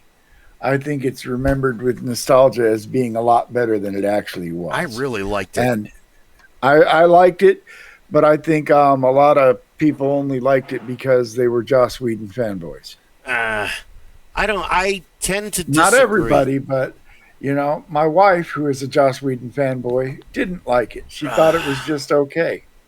Here we go. You know how old this is, like the first iteration of the DVDs. That's how old this is. But I like Firefly, and I hope you'll agree with me on this, because it's Blake 7. It's the same setup, a bunch of criminals on a ship that don't get along, that don't really, they're not from the same background. They all have to work together, and they really don't like each other. That's Blake 7. America always steals from England. Steptoe and Son, Sanford and Son. What was the Three's Company? But Space Above and Beyond, Earth 2, The Expanse. These are all shows. There's one called The Ark something that I never got to see in that time period that I really wanted to see, but it just didn't happen. Like so many other shows I didn't see Buffy the Vampire Slayer until after, living with Christine, because I was at work. Yeah, it was on the air at a time when I really, was working in the evenings at a radio station and didn't get to watch much TV at all. There's so many shows that, I wanted to see that, but I was at work. And so I can honestly say I've only maybe ever seen a handful of Buffy episodes. I watched them all. And at first, I loved the original movie with Paul Rubens and, However, I've seen all 15 seasons of Supernatural. up to 9. And I really enjoyed Supernatural. It was a very good show. There's a good chemistry between the brothers and all the main characters, really. And it was a good show. Yep, we're going through on a rewatch right now, and we just started season 3. Right on. We blame Coffee's mom because we went to Chicago to visit her, and she had been binge watching it. Watching Supernatural. And so we got back on the Supernatural kick, and so we're going through it. There's a lot of shows from the early 80s that I want to re-watch. Beauty and the Beast, Misfits of Science, V, Tales of the Golden Monkey. And I remember I watched them, but I don't remember them. You know what I mean? It's like I know I was there. I know I saw it, but Yes. it's kind of fuzzy. Are you crashing out? Are you getting tired? Should we? I am right about at pumpkin hour here. Yeah, it is bedtime for me. Thank you for watching. Be sure to like and subscribe. Tune in next week. Thanks again for Derek joining us. And Rob was exhausted. I hope we're still recording. I'll post it. It's fine. And again, you could have watched anybody, but you decided to watch us, so we really thank you for that. And do you have any other close? Do you want any plugs? I have none right now. Oh, bullshit! Plug your wife's. Watch this space. More is coming. No, what is it? Women gaming. Oh, she does some stuff with the Real Women of Gaming, but she also does her own stream on Friday nights. She is Martian Cat with a Martian K. Cat. That's how I was going to say, go ahead. And Ship of Fools, Twitch. I am the Ship of Fools, but I am not currently streaming on that channel. I will be. I'm going to get back to it once I cherry pick a few people out of your group to be on the air. We're going to be on the air. Well, you don't. But I know not everybody is going to. You don't want to stream. Not our everybody podcast? is. What? You don't I want to, could. You don't want to stream our podcast. You're not proud of this. Ouch, actually, I didn't think about it. Man. I could be, and I should be. Yeah, I just didn't think about setting it up. But yeah, I will set it up to stream next week. I am Prometheus. I am Sisyphus. There is no easy road. I do things the hard way to learn how to do it the easy way. I don't mean to. That's just everything how it I know happens. about streaming. I've learned by doing and fucking shit up. Oh God!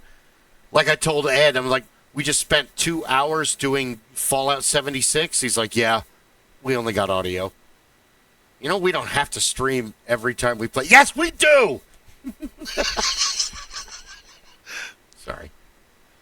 I know. All I got to right. get a better computer so I can get on your wife's Conan. Money. Money is the root of all evil. Except for us, we're pros. We can handle it. Like and subscribe. One day we'll have Patreon crap. Good night, y'all. Absolutely. You have a good one. Thank you so much for joining us. And, talk to you very soon, and we'll figure out Saturday. I would like to stream it. I know you don't really want to at this point, but... Well, we can discuss that one. Like I said, the first one, if we want to set up a couple of cameras and mic us while we're doing it, we could certainly, at the very least, record it. I got to run down. Cliff was very upset when I talked to him last night, and they made him cut off his dreadlocks. So he's like, I got 35 years in a Ziploc bag. So, I would be wow. pissed. He was, I'm getting blind, stinking drunk. Okay, do you want to do a podcast? No. Oh, okay. I'll get drunk with you. And then he talked to me for a little bit, and then I lost him. So but anyway, yeah, Derek is going to be with us again. He's interested in gaming. He's a good gamer. This should be fun. And check out Ship of Fools. Go see Rob. And what's that other guy? Can you say it? Which one? You sent me the link, and I watched you guys for. Drake Cakes. Drake, thank you. Yes, that's on Fridays. That's where I am. I'm on Tuesdays and Fridays. I'm over on his channel. Although this week we're not going to be streaming. He's on a cruise. Must be nice.